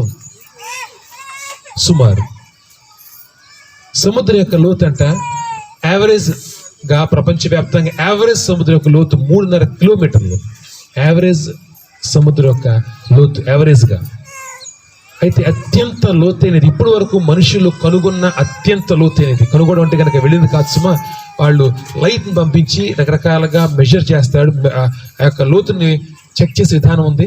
కానీ ఇప్పటికీ సముద్రం యొక్క లోతు పూర్తిగా తెలియదు. కానీ మెరియానా ట్రెంచ్ అనే ప్రాంతం సౌత్ పసిఫిక్లో, అక్కడ 11 కిలోమీటర్ల లోతుందంట. 11 కిలోమీటర్లు ఊహించగలరా? సముద్ర యొక్క లోతు. అత్యంత లోతైన ప్రాంతం, ఇప్పటి వరకు మనుషులు కనుగొన్న అత్యంత లోతైన ప్రాంతం 11 కిలోమీటర్లు మెరియానా ట్రెంచ్ సౌత్ పసిఫిక్లో ఉందంట. ఆలోచించండి, సముద్రం ఎంత లోతైనదో ఆయన మనస్సు అంతే లోతైనది. సముద్రంలో ఉన్నటువంటి ఆ ఖనిజాలను కానీ, సముద్రం ఉన్నటువంటి ఏది ఇప్పటికీ మనిషి ఒక 10% కూడా సముద్రం యొక్క గర్భాన్ని, సముద్ర గర్భంలో ఉన్నటువంటి దాచబడినటువంటి ఏది కనుక్కోలేకపోయాడు. మనిషి ఎంతో మనిషి జ్ఞానం పెరిగిపోయి ఏమంటున్నాడు, అసలు దేవుడే లేడు, మొత్తం అసలు మనం చేసేస్తాం కదా, మనం చేసుకుంటాం కదా, నేను చేయగలను మొత్తం. చాలా బాగుంది. కాలు నొప్పి వస్తే డాక్టర్ వెళ్తావు, డాక్టర్ అర్థం కాలేదంటాడు, అప్పుడు చెప్పి ఏం చేస్తావు? డాక్టర్ అర్థం కాల కాలు నొప్పి ఎందుకు వచ్చిందో, ఆ కాలు తీసేయాలంటున్నాడు. నువ్వు మాత్రం నాకు తెలుసు అంతా అంటున్నావు. ఏం తెలుసు? సముద్రపు లోతు. ఆ లోతులో ఏముందో మనిషికి తెలియదు. అంటే ఆ లోతుని తెలుసుకోవాలంటే కనుక ఒడ్డు నుంచుంటే నీకు అర్థమవుతుందా? దేవుడు లోతు అనుభవం ఎందుకు రమ్మంటున్నాడు? లోతుల్లో ఎందుకు రమ్మంటున్నాడు కనుక దేవుని గురించి నువ్వు తెలుసుకోవాలి అంటే కనుక లోతుల్లోకి వెళ్ళవలసిందే. మొదటిగా చూస్తే, రెండో చూస్తే కనుక సముద్ర పరంగా చూస్తే కనుక సముద్ర గర్భంలో ఉన్నటువంటి ఆ గొప్ప ఖనిజాలని, గొప్ప నిధిని, గొప్ప ఆనందాన్ని, గొప్పగా దాచినటువంటి అనేకాన్ని నువ్వు పొందుకోండి కనుక సముద్ర గర్భం నుండి వెళ్ళవలసిందే. ఆ బయట ఒడ్డును కూర్చుంటే కనుక నీకు ఆ సముద్రంలో చూడటం అంతే. అంతగా ఏం చేయగలవా? చూద్దాం. ఆ గర్భంలోనికి, సముద్రంలోనికి, లోతులోనికి వెళ్ళాలి. నిజమే. ఇప్పుడు ఆ సముద్రంలో వెళ్ళే ముందు అలలు ఉంటాయి చూసారా? అలలంతా భయం వేస్తుంటాయి. అలలు, ఆ సౌండ్ భయం ఉంటుంది కదా. కానీ అలలు ఇబ్బందికరమైనవా? ఎంత ఎత్తు వస్తాయి? 1 మీటర్, 2 మీటర్లు, 4 మీటర్లు కదా. అలలు అనేది సముద్రంలో ఏ ఇబ్బంది లేదు. ఎందుకంటారా? అలలు అయిపోయిన తర్వాత మాత్రమే అసలు ఆ డెప్త్ మొదలవుతుందండి. అసలైనది మొదలవుతుంది. ఎందుకంటే అలలు అనేది మన జీవితం చూసుకుంటే కనుక ఆటంకాలు. అలలు అనేది నువ్వు దేవుని సంధిని, దేవుణ్ణి ఎంచుకున్నావు, దేవుని సంధికి వచ్చావు, దేవునితో ముందుకు సాగుతున్నావు, దేవునితో అనుబంధాన్ని ముందుకు సాగిస్తున్నటువంటి ఆ సమయంలో నీకు అలలు వస్తాయి. దేవుని నుంచి నిన్ను దూరం తోసి ఆ పరిస్థితులు వస్తాయి. నువ్వు ఆ ఒడ్డుగదే చేరావు, దేవుని ఎంచుకున్న ఒడ్డుగదే చేరావు. ఒడ్డుకు చేరిన తర్వాత ఇప్పుడు లోతుకి వెళ్ళాలి. పేతురు లోతు అనుభవంలోనికి ప్రవేశించాలి. పేతురు లోతుల్లోనికి వెళ్ళటం మొదలుపెట్టినప్పుడు ఆటంకాలు వస్తాయి. నీకు దేవునితో అనుసంధానమయ్యి దేవునితో పాటు ముందుకు సాగాలి అనే ఆలోచన నీకు రాగానే అలలు మొదలవుతాయి. ఎటువంటి అలలు? చర్చికి వెళ్ళటం, వెళితే కనుక ఏం జరుగుతుంది? జరగలేదు. ప్లాన్ చేసినా కానీ నాకు సమస్య పోలేదు. రకరకాలుగా అపవాది, లేదా కనుక నీ బంధుమిత్రులు, నీ స్నేహితులు, నీ చర్చికి వెళుతున్నావు, ఏం జరిగింది? చర్చి చాలా దూరం, లేదా ప్రార్థన ఇది, ప్రార్థన అది ఇది అనేక రకమైనటువంటి అలలు. ఈ అలల్ని ఎంతవరకు నువ్వు దాటగలుగుతున్నావు? అలలను బట్టి అలలు నిన్ను దేవుని నుంచి దూరం నెట్టివేస్తున్నాయి. లోతుకి రానివ్వకుండా అలలు బెదిరిస్తున్నాయి కదా. సముద్రం దగ్గరికి వెళ్ళగానే మొదట నువ్వు భయపడేది అలలు చూసే, ఆ ఎత్తైన అలలు, ఆ గొప్ప శబ్దం చూసి నువ్వు భయపడి సముద్రంలోకి వెళ్ళకపోతే కనుక నష్టం ఎవరికి? నీకా సముద్రానిక? ఆలోచించుకో. సముద్రం లోపల నిధి దాచబడి ఉంది. సముద్రం లోపల ఎంతో ఉంది. నువ్వు ఊహించనంత, నువ్వు ఎప్పటికీ కోరుకోనంత గొప్ప నిధులు దాచబడి ఉన్నాయి. నీకు తెలుసు సముద్రంలో లోతుకు వెళ్లాల్సిందే అని, కానీ సముద్రం దగ్గర దాకైతే వెళ్ళావు. అర్థమైంది నీకు నీతి ఉంది, అర్థమైంది నీకు సమస్తం, నీకు కావాల్సిన ప్రతి ఒక్కటి ఉంది, నీకు అర్థమైంది. వెళ్ళావు, సముద్రం ఒడ్డు దాకా వెళ్ళావు. ఒడ్డుని వెళ్ళగానే అలలు గొప్ప గొప్ప అలలు లెగుస్తున్నాయి. కొన్ని కొండ ప్రాంతాల్లో అలలు ఎత్తుగా లెగుస్తాయి, ఎత్తి అలలు లెగుస్తున్నాయి. లెగిస్తే ఆ అలలను చూసి భయపడి వెనకడుగు వేస్తే నీకు లాభం వస్తుందా? ఆలోచించు. అలలను చూసి భయపడి ఆ సముద్రం ఒడ్డు నుంచి ఎంత అరిచి ప్రాణం చేసినా, ఎంత అరిచి ఏడ్చినా కానీ ఆ సముద్రం లోపల ఉన్నటువంటి ఆ నిధి నీకు దొరికే అవకాశం ఉందా? ఎప్పటికీ లేదు. నువ్వు అలల్ని దాటవలసిందే. ఎట్టి పరిస్థితుల్లో నువ్వు అలలు దాటవలసిందే. దేవుని యొక్క ఆ లోతుల్ని, దేవుని యొక్క ఉద్దేశాన్ని అర్థం చేసుకోవాలంటే కనుక అలలు దాటవలసిందే. అలలు అనేది నీకు దేవునికి మధ్య ఆటంకాలు నిలుస్తున్నాయి. నీవు దేవుని మీద నమ్మకాన్ని ఉంచే ఆ ప్రక్రియని అలలు ఆటంకపరుస్తున్నాయి. ఎక్కడ నిన్ను నమ్మకాన్ని కుదరనివ్వట్లేదు. అంతే కదా. అలలు ఏం చేస్తా? అలలు తోసేస్తుంటాయి. ఈత కొడుతున్నా కానీ, నడుస్తున్నా కానీ అలలు నిన్ను తోస్తూ ఉంటాయి. అలలు నీ అడుగులు వేయకుండా ఆపుతుంటాయి. అలలు నీ జీవితంలో నువ్వు చూస్తే, ఆత్మీయ జీవితం చూసుకుంటే కనుక నీ జీవితాన్ని అతలాకుతలం చేసేస్తున్నాయి. ఎప్పుడైతే ఒక్కొక్క అడుగు చూడండి. మొదటి అడుగు వేసినప్పుడు ఈజీ ఉంటుంది. ఆ మోకాళ్ళలో అనుభవం, చీలమండలో అనుభవం భక్తుడు చెప్తాడు. నువ్వు కొంచెం ముందుకు వెళ్తున్నప్పుడు అలలు నిన్ను తోస్తా ఉంటాయి. కానీ ఒక లెవెల్ చూస్తారా? ఒక్క లెవెల్ దేవునికి నీకు మధ్య సంబంధం, ఒక స్థాయిని నువ్వు నిలిచిన తర్వాత ఏమవుతుంది? అలలు అంతమైపోయే సమయం వస్తుంది. అలలు అయిపోయిన తర్వాత నీకు ఇంకా ఆటంకం ఉంటుందా? ఏ ఆటంకం లేదు. నీ ఆత్మీయ జీవితంలో దేవుని మీద నీ నమ్మకాన్ని నిలపకుండా దేవునికి నీకు మధ్య అనుమానం అనే ఆ గ్యాప్ని లోకం పెడుతూ ఉంటుంది. ఇది నిజమా, నమ్ముతున్నావు, జరుగుతుందా? ప్రతి ఒక్కరికి అదే కదా అనుమానం, డౌట్, అనుమానం. ఆదాముకు వచ్చింది అనుమానం, అవ్వకు వచ్చింది అనుమానం. ఈరోజు నీకు నాకు వస్తుంది ఆ అనుమానమే. ఇది జరుగుతుందా? ప్లాన్ చేసేది అవుతుందా? నా వ్యాపారం జరుగుతుందా? నా ఉద్యోగం జరుగుతుందా? నా నొప్పి పోతుందా? అనుమానం అవుతుందా? అపోది నీ కొట్టదు, తిట్టదు, నీకేది చూపించదు, ఏ రకంగా నీకు ఏ కన్ఫర్మేషన్, ఏది గ్యారెంటీగా చెప్పదు. ఒకటే చెప్తుంది, అవుతుందంటావా? ఎంత నమ్మకంగా నువ్వు పని మొదలుపెట్టావు. నమ్మకంగా పని మొదలుపెట్టిన వెంటనే పక్క నుంచి ఇంకొక సలహా వస్తుంది, ఇది అవుతుందంటావా? ఎంత కష్టపడుతున్నావు కానీ అవదేమో. ఆ అనుమానాల్ని దాటాలంటే నీకు కావాల్సింది ఏంటి? ఈ అలల్లో దాటాలంటే కావాల్సింది ఏంటి? ఖచ్చితంగా 100% నా దేవుడు నాకు సాయంగా ఉన్నాడు. ఆయన చేయలేనిది ఈ లోకంలో ఏమీ లేదు అని నమ్మకం కుదురుతుందా? కుదరట్లా నమ్మకం మనకి. అలలు మనల్ని నెట్టి వేస్తున్నాయి. అలలు నెట్టి వేస్తున్నంత వరకు నువ్వు ఆయన యొక్క లోతు అనుభవాన్ని అనుభవించినంత వరకు ఆయనలో ఉన్నటువంటి ఆ నిధిని, దీవెనని, గొప్పతనాన్ని, ఆయన చేసిన వాగ్దానం అటువంటి నిన్ను హెచ్చిస్తాను, దీవిస్తాను, ఆయన చేసిన వాగ్దానం అటువంటి నీకు ఏం కావాలి ఇస్తాను అనే వాగ్దానం ఎలా నెరవేరుతుంది? అంటే లోకపరంగా చూస్తే కనుక సముద్రం ఒడ్డు నుంచున్నావు, ఇక్కడ వచ్చాను కదా ఎంతో కొంత ఇవ్వమంటున్నావు. సముద్రం ఒడ్డు దాకా వచ్చి ఎంతో కొంత ఇవ్వడం ఏం దొరుకుతాయి? గవ్వలు దొరుకుతాయి. అంతే కదా. సముద్రం ఒడ్డు దాకా వచ్చావు, ఇక్కడ దాకా వచ్చాను కదా, కష్టపడాను కదా, ఎంతో కొంత దొరకమంటే రోడ్ అలలు దొరుకుతాయి, ఆ గవ్వలు దొరుకుతాయి. ఇప్పుడు ఇసుక బోర్డు కదా, ఇసుక ఉపయోగించుకొని ఉపయోగపడతా? ఏమి ఉపయోగపడదు. సముద్రం చివరి చూస్తే ఎడ్జిలో ఏమి ఉపయోగపడదు. ఇసుక కానీ, గవ్వలు కానీ ఏదో ఉపయోగపడవు. కానీ లోపలికి వెళ్తే సముద్రంలో ఉన్నన్ని ఖనిజాలు, సముద్రంలో దాచడం ఉన్నటువంటి అంత బంగారం కానీ ఎక్కడ లేదంట. భూమిలో లేనంత బంగారం, భూమిలో లేని అంటే ప్రపంచంలో ఉన్నటువంటి పెట్రోలియం కన్నా ఎక్కువ పెట్రోలియం భూగర్భంలో అనేకం దాచి ఉన్నాయంట. బయట దాకా వెళితే ఆ ఒడ్డు వరకు చూస్తే కనుక సముద్రం వేస్ట్. నీళ్లు పనికిరావు, ఇసుక పనికిరాదు, గవ్వలు పనికిరావు. సముద్రాన్ని చూస్తే నీకు వేస్ట్ అనిపిస్తుంది. కానీ లోతుకు వెళితే సముద్రం కన్నా బెస్ట్ ఇంకోటి లేదు. దేవుని సన్నిధి అంతే. దేవుని సన్నిధికి వచ్చావు, ముందుకనికి దూకుతున్నావు, ముందుకెళ్తే వెనక్కి తెలియదు, ముందుకెళ్తే ఎలా వెనక్కి నష్టమో తెలియదు. ఆ నలుగుల ఆటలో ఆ యొక్క అనుమానంతో దేవుని వెంబడిస్తున్నావు. నీకు కొంతకాలం కనిపించేది వేస్ట్, చిచ్చుకొస్తే వేస్ట్, టైం వేస్ట్, ఎందుకు వచ్చానులే అంతే అనిపిస్తుంది. సముద్రం అంతే కనిపించేది నీకు. సముద్రంలో గొప్ప నిధి ఉందంట, ఇల్లు అక్కడ దాకా వెళ్ళు, అలా చూస్తే భయం వేస్తుంది. కొంతసేపు అనిపిస్తుంది ఏమన్నా సముద్రంలో నీళ్లు పనికిరావు, ఇసుక పనికిరాదు, ఏం పనికిరాదు అని వెనక్కి వచ్చేస్తున్నావు. దేవుడి నుంచి కూడా అనేక మంది వెనక్కి వెళ్ళిపోవడం కారణమే ఇది. దేవుడికి వచ్చి ఏముంది తెలుస్తుంది అనుకుంటున్నావు, కానీ లోతుకు వెళ్ళి చూడు.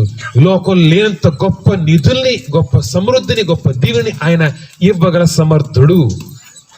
కానీ అలల్ని దాటగల ఆలోచన, అలలు దాటగలిగే ఆ దమ్ము నీకుందా? కష్టమే.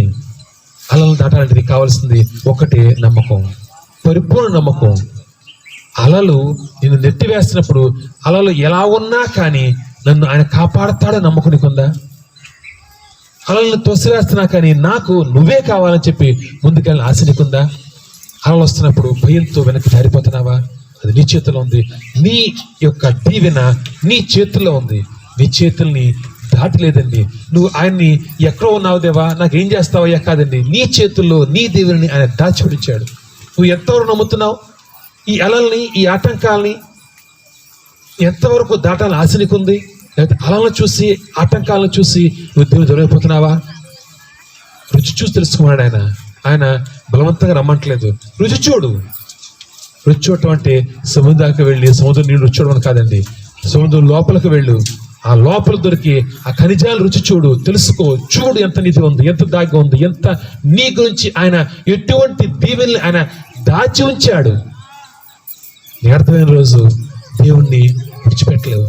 దేవుడు నీ గురించి కేవలం నీ గురించి ఈ లోకాన్ని సృష్టించి, నీ యొక్క ఆనందం గురించి, నీ యొక్క సుఖ శాంతుల గురించి ఆయన ఈ లోకాన్ని ఆయన సమృద్ధిగా నింపి, దాంతోపాటు ఈ ప్రపంచం మొత్తంలో 2 అంటే 66% అంటే ఆ 3 సముద్రం అంట. అంటే అంత దాచే అంట లోపల. ఆ సముద్రాన్ని ఎందుకు దాచిపెట్టాడు? సముద్రం లోపల గొప్ప ఎందుకు దాచిపెట్టాడు? అది ఎప్పుడైతే నువ్వు నమ్మి ముందుకు సాగుతావు. అదేవిధంగా దేవుని సన్నిధిలో కూడా ఎప్పుడైతే ఎందుకు దాచిపెడతాడు ఆయన? అలా ఇచ్చేయచ్చు కదా, రాగానే ఇచ్చేయచ్చు కదా. అవకాశం లేదా? నీకు అర్థం కాదండి. ఆ లోతు అనుభవంలోకి ప్రవేశించినప్పుడు మాత్రమే, దేవునికి నీకు మధ్య ఆ సంబంధాన్ని ఎస్టాబ్లిష్ చేసినప్పుడు మాత్రమే ఆ లోతుల్లోనికి పేతురుని దేవుడు మొదట అడుగుతున్నాడు, నా ఇస్తావా? రెండోది అడుగుతున్నాడు, లోతుగా వస్తావా? లోతు అనుభవంలోనికి ఎందుకు రమ్మంటున్నా అంటే కనుక ఆ లోతుల్లోకి వెళ్ళిన తర్వాత ఇంకా సముద్రపు అలలు ఉండవు, సముద్రం చేస్తే ఆ సముద్ర ఘోష, ఆ సౌండ్ ఉండదు. నెక్స్ట్ నువ్వు ఎంత అరిచినా కానీ మనుషులు కనిపించరు. నీకు లోకానికి మధ్య ఆ కాంటాక్ట్ తెగిపోయింది. ఇంకా సముద్ర లోతులో వెళ్ళిపోయావు. కిలోమీటర్ లోపలికి వెళ్ళావు, ఆ లోతులు వెళ్తున్నావు, కిలోమీటర్ లోతుకు వెళ్తున్నావు. అక్కడ ఇంకా మనిషి సంచారం కానీ, మనుషుల హెల్ప్ కానీ, నీ తల్లిదండ్రులు, నీ అత్తమావులు, నీ చుట్టాలు, ఎవరికి నీకు మధ్య ఏ కాంటాక్ట్ లేదు. అప్పుడు అంటున్నాడు, ఇప్పుడు అడుగు, నీకేం కావాలి? ఇప్పుడు అడుగు, నీకేం కావాలి? మొత్తం నీకు ఇస్తాను. ఎందుకు అంత లోతుకి వెళ్ళేదాకా ఎందుకు ఇవ్వలేకపోతాడు ఆయన? ఎందుకంటే కనుక ఈ ఒడ్డున కూర్చుని ఉన్న స్థితిలో ఆయన నీకు ఏమి ఇచ్చినా ఏమనుకుంటావు? మా అత్త ఇచ్చింది, మా అమ్మ ఇచ్చింది, మా అక్క ఇచ్చింది, మా చెల్లి ఇచ్చింది, అంతే కదా. ఆ లోతుల్లోనికి వెళ్ళినప్పుడు ఇంకా నువ్వు నీ తండ్రి తప్ప ఇంకెవరు లేరు. ఇంకెవరు అడిగే అవకాశం? అన్ని అడిగేసావు, అన్ని ప్రయత్నించేస్తావు, అన్ని రకాలుగా అన్ని ప్రయత్నించి అన్నిట్లో ఫెయిల్ అయిపోయి అప్పుడు వెళ్ళావు లోతుకి. అప్పుడు దగ్గర లోతుకి వెళ్ళరండి. అప్పుడు దాకా ఒడ్డు నుండి అలా బతికేదని ప్రయత్నిస్తారు. దేవుని దగ్గరికి వచ్చినప్పుడు కూడా దేవుడు అలా సాయం చేస్తే బాగుండు, అలా ఇచ్చేస్తే పట్టుకుపోదాం. ఈజీ భక్తి. ఎప్పుడు వెళ్తాం లోతుకి? అన్ని మార్గాలు మూసుకుపోయినప్పుడు, అన్ని ప్రయత్నాలు చేసిన తర్వాత, ఎక్కడ ఎటువంటి ప్రతిఫలం లేని ఆ రోజు నువ్వు లోతుకు వెళ్ళడానికి ఇష్టపడతావు. దేవునితో పడు అడుగులు ఇష్టపడతావు. ఆ లోతుల్లో మాత్రమే సాయం చేయగలడు. ఎప్పుడైతే కనుక నీ యొక్క అన్ని ఆప్షన్స్ క్లోజ్ అయిపోతాయో అప్పుడు ఆయన ఆప్షన్ అప్పుడు మొదలవుతుంది. నమ్మగలవా? కష్టంగా నమ్మటం. అన్ని మూసుకుపోయినా, అన్ని ద్వారాలు మూసుకుపోయినా ఇంకా నీ జీవితంలో అన్న సాయం చేస్తాడు, వాళ్ళు సాయం చేస్తారనే ఆలోచన ఇంకా ఉందా? ఎవరి వైపైనా చూస్తున్నావా? నువ్వు ఎవరి వైపైనా చూసే స్థితిలో నువ్వు ఇంకా ఉన్నంత వరకు దేవుని యొక్క సహాయం నీకు అందదు. నేను ఖచ్చితంగా పరిశుద్ధంగా పట్టుకు చెప్తున్నాను. అందరితో పాటు సాయం చేయడు ఆయన. చేస్తే ఏమవుతుంది? ఉపయోగం ఉందా? అన్న అడిగావు, సాయం అడిగావు, దేవుడు ప్రార్థన చేస్తా, అయ్యా అన్న ద్వారా సాయం చేయి. అన్న సాయం చేస్తే నీకు 1,00,000 ఇచ్చాడు, ఏమనుకుంటావు? దేవుడు మర్చిపోయావు. అన్న సాయం చేసి థ్యాంక్స్ అంట. జీవితాన్ని అన్నకు థ్యాంక్స్ చెప్తావు, దేవుడు చెప్తావా? మరి దేవుడు చేస్తుంది ఏముంది? దేవుడు ఆటలాడుకుండా ఊరిని ప్రాణం చేయడానికి కాదండి. ఎప్పుడైతే అన్నకి ఇవ్వనంటాడు అప్పుడు ప్రాణం చేస్తా. అలా ప్రాణం చేస్తే ఇప్పుడు ఆలోచించి, నీకు ఒక 10 లక్షలు అవసరం వచ్చింది. అవసరానికి అన్నకు ఫోన్ చేస్తావు, అక్కకు ఫోన్ చేస్తావు, లేకపోతే కనుక నీకున్నట్టు అందరికి నీకు తెలిసి ప్రతి ఒక్కరికి ఫోన్లు చేస్తావు. ఈ ఫోన్లతో పాటు క్రైస్తవుడు నువ్వేం చేస్తావు? ప్రార్థన చేస్తావు. ఏమని? అన్నకు ఫోన్ చేస్తాను ఇప్పించు, అమ్మకు ఫోన్ చేస్తాను ఇప్పించు, అప్పు ఇప్పించు, అందరికీ ఫోన్లతో పాటు దేవుడు ప్రార్థన చేస్తావు. ఎవ్వరు ఇవ్వలేదు నీకు, కోపం ఎవరు వస్తుంది? ఆలోచించు. అన్నకి అమ్మకి అక్క అందరు ఫోన్లు చేస్తే ఎవరు ఇవ్వలేదు, వాళ్ళు తిడతావా? తిట్టావు. ఎందుకు? తిరిగితే ఇచ్చేది కూడా ఎవరు? ఏం చేస్తావు? దేవుడు తిట్టుకుంటావు. ఇక్కడ అలుగుత అనుభవం వస్తుంది. ఇక్కడ ఎప్పుడైతే ప్రతి ఒక్కరు నిరాకరించి నిన్ను తిరస్కరించి నిన్ను నవ్వులపాలు చేస్తారో అప్పుడు నువ్వు కసితో దేవుడి దగ్గరికి వస్తే కనుక అప్పుడు చేస్తాడు ఆయన. ఎందుకంటే కనుక అన్ని మార్గాలు ముసిపోయినాయి. లోకపరంగా ఏ ఒక్కరు ఎటువైపు నుంచి నీకు సాయం లేని ఆ సమయంలో నువ్వు దేవుడికి అప్పుడు ఆయన నువ్వు ఊహించని యాంగిల్లో ఓపెన్ చేస్తాడు నాకు ద్వారం. అప్పుడు కదా నువ్వు ఆయన మహింపరిచేది.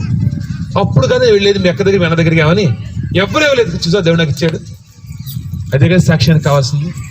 అన్నకి కృతజ్ఞత, అక్కకి థ్యాంక్స్ చెప్తూ నువ్వు లోకంలో నువ్వు కలిసిపోతే కనుక ఆయనకు నామానికి ఘనత ఉందా? ఎప్పుడైతే ఎవ్వరికి ఇవ్వరు, ఇవ్వనప్పుడు ఇవ్వకపోగా నీకు మాట చెప్తారేమని ఒక సలహా ఇస్తారు. ఎందుకురా అనవసరం కట్టుకుంటున్నావు, ఇల్లు కట్టుకుంటున్నావు, నిజమే, ఎందుకురా అంత పెద్ద ఇల్లు, అనవసరం మానేరా, నీ డబ్బులు ఎందుకురా, డబ్బులు ఇవ్వకపోగా సలహా కూడా వస్తాయి. కానీ ఎప్పుడైతే ఎవ్వరూ సాయం చేయనప్పుడు నీ దేవుడు నీ పనిని ముగించిన తర్వాత అప్పుడు అందరిని పిలుస్తావు గృహప్రవేశానికి. అప్పుడు ఏమంటావు? సలహాలు చెప్పారు కదా, నేను ముగించి చూసారా, అప్పుడు కదా దేవుని యొక్క నామాన్ని మహిమ. లేకపోతే కనుక అన్న ఇచ్చాడు, అక్క ఇచ్చింది, ఇల్లు ముగించేసుకున్నావు, గృహప్రవేశానికి ఫస్ట్ పీట వాళ్ళకేస్తావు. వాళ్ళు కూర్చోవాలి పీటలో. ఎందుకు? వాళ్ళకి చేసింది. మరి దేవుడు మర్చిపోయాడు, అయిపోయింది కదా. మరి దేవుని యొక్క సహాయం ఇది అందరికీ లాజిక్ తెలుసు, కానీ అన్ని ద్వారాలు మూసుకుపోతే ఎంత భయం వేస్తుంటది. ఒక్కొక్క ఫోన్ కాల్, ఒక్కొక్కళ్ళు ఇవ్వం రాము అంటుంటే కనుక గుండె అలా కొట్టుకుంటూ ఉంటుంది. అదే లోతు అనుభవం, అదే అలలు. ఆ అలల్ని నువ్వు దాటగలవా? ఒక్కొక్క ఫోన్ కాలు నేను ఇవ్వనని చెప్పడం, ఒక్కొక్కటిగా అలలు నీకు నీ హృదయాన్ని తాకుతున్నప్పుడు నిర్భయంగా ముందుకు సాగుతూ ఏం పర్లేదు. ఎప్పుడైతే అలలను దాటి ఆ అలలు లేని ఆ లోతైన ప్రాంతం వెళ్ళినప్పుడు అప్పుడు దేవునికి సాయం విడుదలవుతుంది. ఆ దేవునికి సాయం అద్భుతకరంగా చేస్తాడు ఆయన. ఆయన నమ్మిన వారిని ఆయన తలగా ఉంచుతాడు, తోకగా ఉంచడు. ఈ 2000 సంవత్సరాల్లో ఎప్పుడు ఎక్కడ ఏ రికార్డ్స్లో హిస్టరీ ప్రకారంగా ఏ రికార్డ్స్లో ఆయన్ని ఆశ్రయించిన వారు నాశనం అయిపోయారని చెప్పి ఎక్కడా లేదు. ఆలోచించండి, ఎక్కడా లేదు. ఎలా సాధ్యమది అంటే ఆయన్ని ఆశ్రయించి కూడా మనం పొందుకోవట్లేదు. అంటే కనుక మనం ఆశ్రయించే విధానంలో ఎక్కడో మార్పు వచ్చింది, ఎక్కడో ఆ పనిలో ఎక్కడో కొంచెం లోటు వచ్చింది, ఎక్కడో జారిపోయాం. కాబట్టి మనం ఆయనకు దేవుడు పొందుకోలేకపోతున్నాం. అర్థం చేసుకోండి, ఖచ్చితంగా ఆయన చేసే దేవుడు. ఎందుకంటే కనుక ఇన్ని సంవత్సరాల్లో ప్రతిసారి ప్లేస్ మారినప్పుడు చాలామంది తగ్గిపోయేవాళ్ళు, నిజమే. కానీ అంత నమ్మకంగా ఇన్నిసార్లు ప్లేస్ ఎందుకు మారు? రాగానే చర్చ్ బిల్డింగ్, రాగానే ఒక చర్చ్ ప్లేస్ కొనుక్కుని బిల్డింగ్ కట్టుకోవడానికి అవకాశం లేని స్థితిలో రాలేదు. ఎంతగానో మంచి ప్లేస్లో ఎంతగానో పెద్ద బిల్డింగ్ కట్టుకునే అవకాశంతోనే వచ్చాను నేను. మరి ఇన్నిసార్లు ఎందుకు ఆయన నన్ను పరీక్షించాడు, సంఘాన్ని పరీక్షించాడు? ఎందుకంటే కనుక అలలు దాటవలసిందే. అలలు దాటకుండా ఆయన యొక్క దీవెన దిగిరాదు, ఆయన వాగ్దానం నెరవేరదు. అలలు దాటకుండా, పరీక్షలు దాటకుండా నువ్వు దేవుని సన్నిధికి రాగానే అదుగో దీవులు అంటే కనుక నువ్వు అనుకుంటావు దేవుడు అంటే ఇంతే కదా అనుకుంటావు. అవకాశం లేదండి. నువ్వు నీ వంతు నీ పని చేయవలసిందే. ఎన్ని ఆటంకాలు వచ్చినా, ఎవరు వచ్చినా ఎవరు రాకపోయినా, ఎవరు నమ్మినా ఎవరు నమ్మకపోయినా, ఎవరు నీతో ఉన్నా ఎవరు నీతో లేకపోయినా, నువ్వు చూడవలసిన ఎవరి వైపు? దేవుని వైపు. ఆ చూపు, ఆయన వైపు చూడవలసిన నీ రెండు కళ్ళు ఎటు చూస్తున్నాయి? లోకం వైపుగా, మనుషుల వైపుగా? నీవు ఆయన వైపు చూడవలసిన నీ రెండు కళ్ళు పొరపాటున పైనుంచి కిందకి దిగిని అంటే గనక ఆయన నీకు ఏ సహాయం చేయలేడు. ఇప్పుడు వరకు మన కళ్ళు మనుషుల వైపు చూస్తున్నాయి. ఎవరు వస్తున్నారు, ఎవరు రావట్లేదు, ఎవరున్నారు నాతో, ఎవరు లేరు నాతో, ఎవరు మంచి అని ఎవరు చెడు అంటున్నారు. మనుషుల వైపు చూస్తున్నంత వరకు నీ కళ్ళు దేవుని వైపు చూడలేవు. దేవుడు ఇచ్చి ఆ దీవెనలు రుచి చూడలేవు. ఆలోచిద్దాం మనం. ఆ లోతు అనుభవంలోనికి ప్రవేశించగలిగిన రోజు, లోతు అనుభవాన్ని అనుభవించగలిగిన రోజు, ఆ లోతుకు వెళ్ళిన తర్వాత ఆయన నీకు దీవించటం మొదలుపెట్టిన రోజు వెనక్కి వద్దా ఆలోచించకుంటుందా? ఆలోచించండి. ఆయన అందరు తిరస్కరించారు నిన్ను, అందరు విడిచిపెట్టారు నిన్ను. లోతుకి వెళ్ళావు, దేవుని సాయం చేశాడు. ఆ తర్వాత తిరిగి మళ్ళీ మీ అక్క దగ్గరికి వెళ్తా, అన్న దగ్గరికి వెళ్తా, సహాయానికి వెళ్తావా? ఎందుకు? ఒక ఇల్లు అనుకుందాం, ఒక అవసరం అనుకుందాం, అది ఏదైనా కానీ ఎవ్వరు సాయం చేయలేదు, దేవుని మాత్రం సాయం చేశాడు. పైకి వచ్చేసావు. మళ్ళా తిరిగి అవసరం వచ్చినప్పుడు మళ్ళీ మనుషుల దగ్గరికి వెళ్తావా? మళ్ళీ మాటలు పిచ్చుకుంటావా? అనిపించుకో. ఎందుకు? రుచి చూసావు. అది ఆయన ఇచ్చే రుచి. ఆ రుచిని పొందుకునేంత వరకు మనం ఇంకా దేవుని ముందుకు ఎదగలేదు. మనం ఆ రుచి చూసిన తర్వాత ఏ ఒక్కరిని విడిచిపెట్టలేం. ఆ రుచిని ఆయన ఈ రోజు నీకు చూపించడానికి ఆయన సిద్ధంగా ఉన్నాడు. ఆ రుచి చూసే అలవాటు, ఆలోచన, ఉద్దేశం నీకుందా? ఆలోచించొద్దాం. ఎందుకంటే కనుక ఆ లోతులోనికి నడిపించబడిన తర్వాత మాత్రమే ఆయన రుచి చూపించగలడు. ఆ లోతు నడిపించబడిన తర్వాత, ఆయన రుచి చూసిన తర్వాత ఎట్టి పరిస్థితుల్లో నువ్వు ఆయన్ని విడిచిపెట్టి పక్కకి తొలగే అవకాశం శూన్యం. ఆ బలమైన అనుభవం. కాబట్టి దగ్గర దగ్గర 33 నుంచి 35 సార్లు చర్చ్ ప్లేస్ మారాం. ప్లేస్ మారడం అంటే మీనింగ్ అని చెప్పమంటారా? ఒక పాస్టర్గా ప్లేస్ మారడం అంటే ఒక రకమైనటువంటి ఒక టెన్షన్. అది రాత్రి మగళ్ళు నిద్రపట్టిన పరిస్థితి. కానీ దేవుడు ప్రతిసారి మారినప్పుడు అలా అడగచ్చు. ఆయన అదేంటి అడగచ్చు, కానీ అడగని ఎందుకు చెప్పమంటారా? అది జల్లి పడుతున్నాడు. ఆయన జల్లి పడుతున్నాడు. ఎవరిని దీవించాలి? ఎవరు నాతో ఉన్నారు, ఎవరు నాతో లేరు, ఎవరు నాతో ఉన్నారు, ఎవరు నాతో లేరు, ఆయన పరీక్షించుకుంటున్న ఆ వేళలో నువ్వు ఆయనతో ఉంటాను సిద్ధంగా ఉన్నావా? లేదా మనుషులు చూస్తున్నావా? మనుషులు మాటలు వింటున్నావా? ఆయన్ని చూసి, ఆయన్ని ఎంచుకుని, ఆయనతో ఉంటానికి నువ్వు సిద్ధపడితే గనక ఆయన నీతో ఉన్నాడు.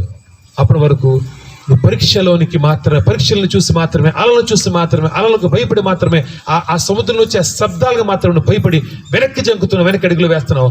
ఎప్పటికీ దేవునికి దీవెన అనే రుచి ఎప్పటికీ పొందుకోలేవు. ఎప్పటికీ నీకు భయంగా ఉంటుంది. చర్చికి రావటం దేవుడి భయం వేయటం, చర్చికి రావటం ఏం జరగకపోవటం, ఎప్పటికీ ఎన్ని సంవత్సరాల ఎక్స్పీరియన్స్ ఉన్నా కానీ కొంతమంది చూడండి 50 సంవత్సరాలు చర్చికి వెళ్తాను అంటుంటారు, కానీ ఎప్పటికీ కూడా దేవుని గురించి అర్థమే కాదు.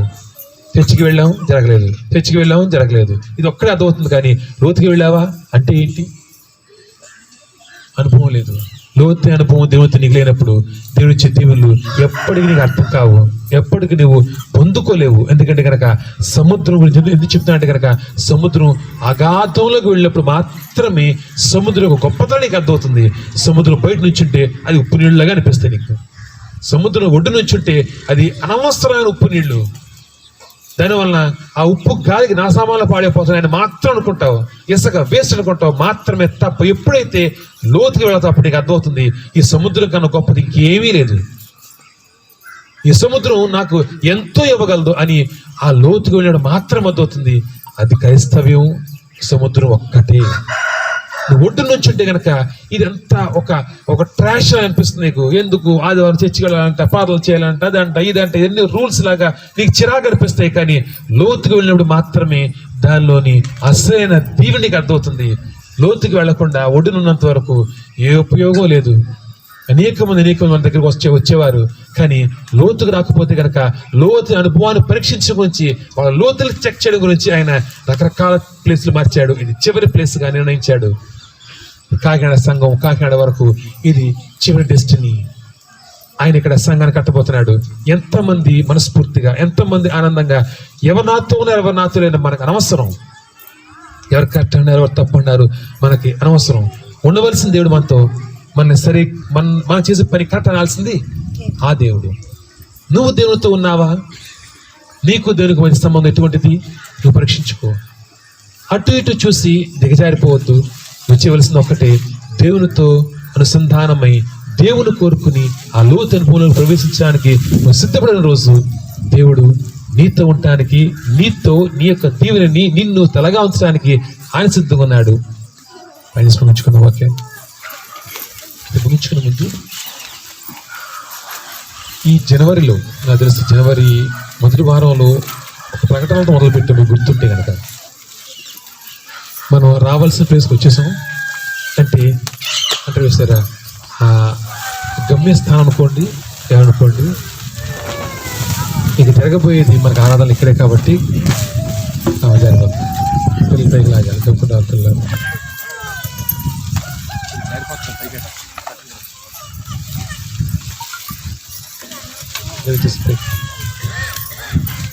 సరే, కాబట్టి మనం తిరిగి స్ట్రిక్ట్గా రూల్స్తో ముందుకెళ్దాం. మనం సరదాగా కాదు దేవుడు ఆరాధించాల్సింది. ఎందుకంటే దేవుని సన్నిధికి వచ్చేందుకు దీవించబడ్డానక సరదాగా టైంపాస్ అవ్వక దీవించబడాలి. కాబట్టి సరైన రూల్స్తో, సరైన నియమాలతో దేవుణ్ణి ఖచ్చితంగా ఆరాధిద్దాం. ఖచ్చితత్వం మనం భక్తి తీసుకొద్దాం. ఫస్ట్ రూల్, చెప్పే మొదటి రూల్, ప్రతి ఒక్కరూ మీ స్వార్థ మీ పని మొదలు పెట్టండి. వైరస్లు అయిపోయినాయి, భయాలు అయిపోయినాయి, అన్నీ అయిపోయినాయి.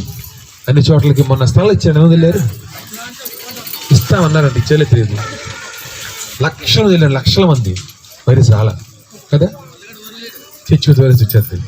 అక్కడికి వెళ్తే వైరస్తో స్థలమే తెలియదు, వైరస్ మీద గ్యారెంటీ కదా, అక్కర్లేదు. అన్ని రకాల భయాలు అయిపోయినాయి. కాబట్టి ఖచ్చితంగా సువార్త ద్వారా ఒకళ్ళు తీసుకురావాల్సిందే. లేకపోతే కనుక నేను ఏమన్నా లాస్ట్ టైం నేను నుంచోబెట్టను, ఎవరిని మాట్లాడను. నేను నుంచోబెడితే బాగుంటుంది, దేవుడు నుంచోబెడితే బాగుంటుందా? నా సంబంధం లేదు. దేవుడు చెప్పమన్న మాట నేను ఎవరిని అడగను. కానీ దేవుడు సరి చేసుకుంటాడు. ఆయన డ్యూటీ ఆయన చేసుకుంటాడు. చెప్పటం నా డ్యూటీ, చెప్పటం అయిపోయింది. ఫస్ట్ రూల్, ఖచ్చితంగా మీరు మీ సువార్తని మీరు దీవించబడటం అనేది అత్యంత ముఖ్యమైనది. దేవునితో అనుసంధానమై దేవుని పని చేద్దాం. మనం దేవునికి ఇవ్వాల్సిన దశంభాగాన్ని కరెక్ట్గా దేవునికి ఇద్దాం. ఎక్కడ మనం దొంగతనం చేయొద్దు. ఎక్కడ మనం 100% ఈ ఆలయంలో ప్రవేశించిన తర్వాత దీవించబడకపోవటం అనే అవకాశం లేనంతగా మనం ముందుకు సాగే అవకాశం దేవుడిస్తున్నాడు. కాబట్టి ఖచ్చితంగా దీవించడానికి ప్రయత్నిద్దాం. మనం ఒక పాట పాడుకునిగా ప్రాణం తీసుకుని ప్రాణం ముగించుకున్నాం. స్తుతులకు పాత్రుడు యేసయ్యా, స్తుతి కీర్తనలు నీకేనయ్యా. స్తుతులకు పాత్రుడు యేసయ్యా, స్తుతి కీర్తనలు నీకేనయ్యా. మహిమకు పాత్రుడు ఆయనయ్యా, కీర్తియు ఘనతయు రాజునకే పాడెదా ప్రభు సన్నిధిలో, పాడెదా ప్రభు సముఖములో. చిరిపేటను కోరినే, చిరిపేటను కోరినే. స్తుతులకు పాత్రుడు యేసయ్యా, స్తుతి కీర్తనలు నీకేనయ్యా. స్తుతులకు పాత్రుడు యేసయ్యా, స్తుతి కీర్తనలు నీకేనయ్యా. మహిమకు పాత్రుడు ఆయనయ్యా, కీర్తియు ఘనతయు రాజునకే. పాడెదా ప్రభు సన్నిధిలో, పాడెదా ప్రభు సముఖములో. చిలిపేటను కోలినే, చిలిపేటను కోలినే. స్తుతి చెల్లించెద యేసయ్యా, మహిమకు పాత్రుడు యేసయ్యా. స్తుతి చెల్లించెద యేసయ్యా, మహిమకు పాత్రుడు యేసయ్యా. నిరతము పాడెద హల్లెలూయా, అల్ఫయు ఓమెగాయు నీవెనయ్యా.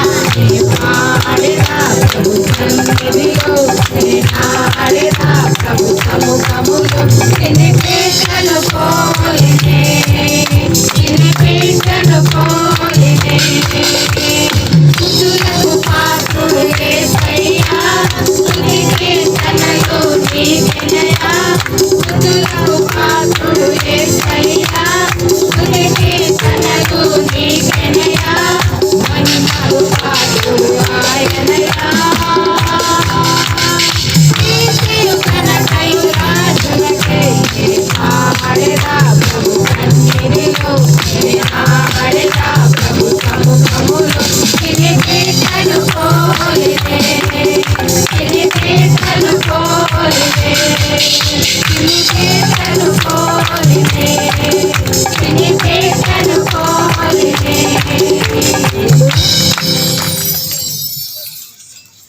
ప్రాంగేశ్వర ప్రార్థన సకలమైన ఆశీర్వాదములు కానుమతులకు తండ్రి సందర్శించిన దేవా ఈ వేళ కూడా చేయించుకుంటాం విశ్రాంతి కొంచెవలసిందిగా మీ కోరే పరిశుద్ధాత్మ విశ్రాంతిలో ఉంటుంది మాధుర్యాన్ని గురించి చూడాలంటే తండ్రి మనం తెలుసుకుని ఈ రోజు తండ్రి లోతైన అనుభవంలోనికి తండ్రి లోతుల్లోనికి తండ్రి అలలను దాటి తండ్రి మాటలను దాటి తండ్రి ఇబ్బందులు దాటి తండ్రి ప్రియ దేవా మిమ్మల్ని ఆశ్రయించి మీ మీద ఆనుకుని తండ్రి మీ మీద మాత్రమే తండ్రి ఆశ పెట్టుకుని తండ్రి దేవా ఖచ్చితంగా 100% తండ్రి దీవించబడతాం తండ్రి దేవా నువ్వు ఇచ్చిన వాగ్దానం తండ్రి మా జీవితాల్లో తండ్రి మేము స్వతంత్రించగలుగుతాం పరిశుద్ధాత్మ దేవా నీ సన్నిధి గురించి విధానం బట్టి తండ్రి మీకు దేవా అక్కడ చేర్చుకున్నాం తండ్రి దేవా ఎవరు తండ్రి ఈ మీ సన్నిధిలో అడుగు పెట్టాలో తండ్రి ఎవరు తండ్రి దీవించబడాలో తండ్రి అది నా ఉద్దేశం ఎన్నటికీ కాదు తండ్రి మేము అందరినీ దేవా స్వాత ద్వారా అతను ఆహ్వానించడం వరకు మాత్రమే చేయవలసిన డ్యూటీ మాత్రమే తండ్రి కానీ దేవా ఎవరిని నువ్వు తెచ్చుకుంటావా తండ్రి అది మాకు తెలియదు తండ్రి నీ చిత్తాన్ని నెరవేర్చుకోవాల్సిందిగా తండ్రి దేవా నీ పని తండ్రి ఈ రోజు నుంచి తండ్రి దేవా మొదలు పెట్టవలసిందిగా నువ్వు ఆహ్వానిస్తున్నావు తండ్రి మొదటిసారి తండ్రి ఖచ్చితమైన మాటలతో తండ్రి మొదటిసారి తండ్రి దేవా సంఘపరంగా తండ్రి మొదటిసారి తండ్రి దేవా యొక్క తండ్రి పిలిపిట్ని పట్టుకుని తండ్రి దేవా నేను తండ్రి నీ పని తండ్రి మొదలు పెట్టమని తండ్రి ఆహ్వానిస్తున్నాను తండ్రి అది ఎటువంటి పరిస్థితులైనా కాంతండి ఎదుర్కొనే సిద్ధంగా నా కాంతండి నీ పని నువ్వు మొదలు పెట్టి తండ్రి ఈ సంఘాన్ని ప్రక్షాళన చేసుకుని తండ్రి నువ్వు దీవించే ఆ గొర్రెల గుంపుని తండ్రిని వేరు చేసుకుని తండ్రి దేవా నీ పని తండ్రి దేవా నా పనిగా తండ్రి గొర్రెలను దేవా మిమ్మల్ని తీసుకోవడం నా పని తండ్రి మేకల గురించి నాకు అనవసరం తండ్రి దేవా నీ చిత్తాన్ని నెరవేర్చుకోవాల్సిందిగా తండ్రి ప్రతి తండ్రి దేవా మీ దగ్గర ఖర్చాల మీద అచ్చికపోవాల్సిందిగా మీ సందర్భంతో ముందుకు సాగవలసిందిగా ఏ స్పర్శ విడిచిన తండ్రి ఆమేన్.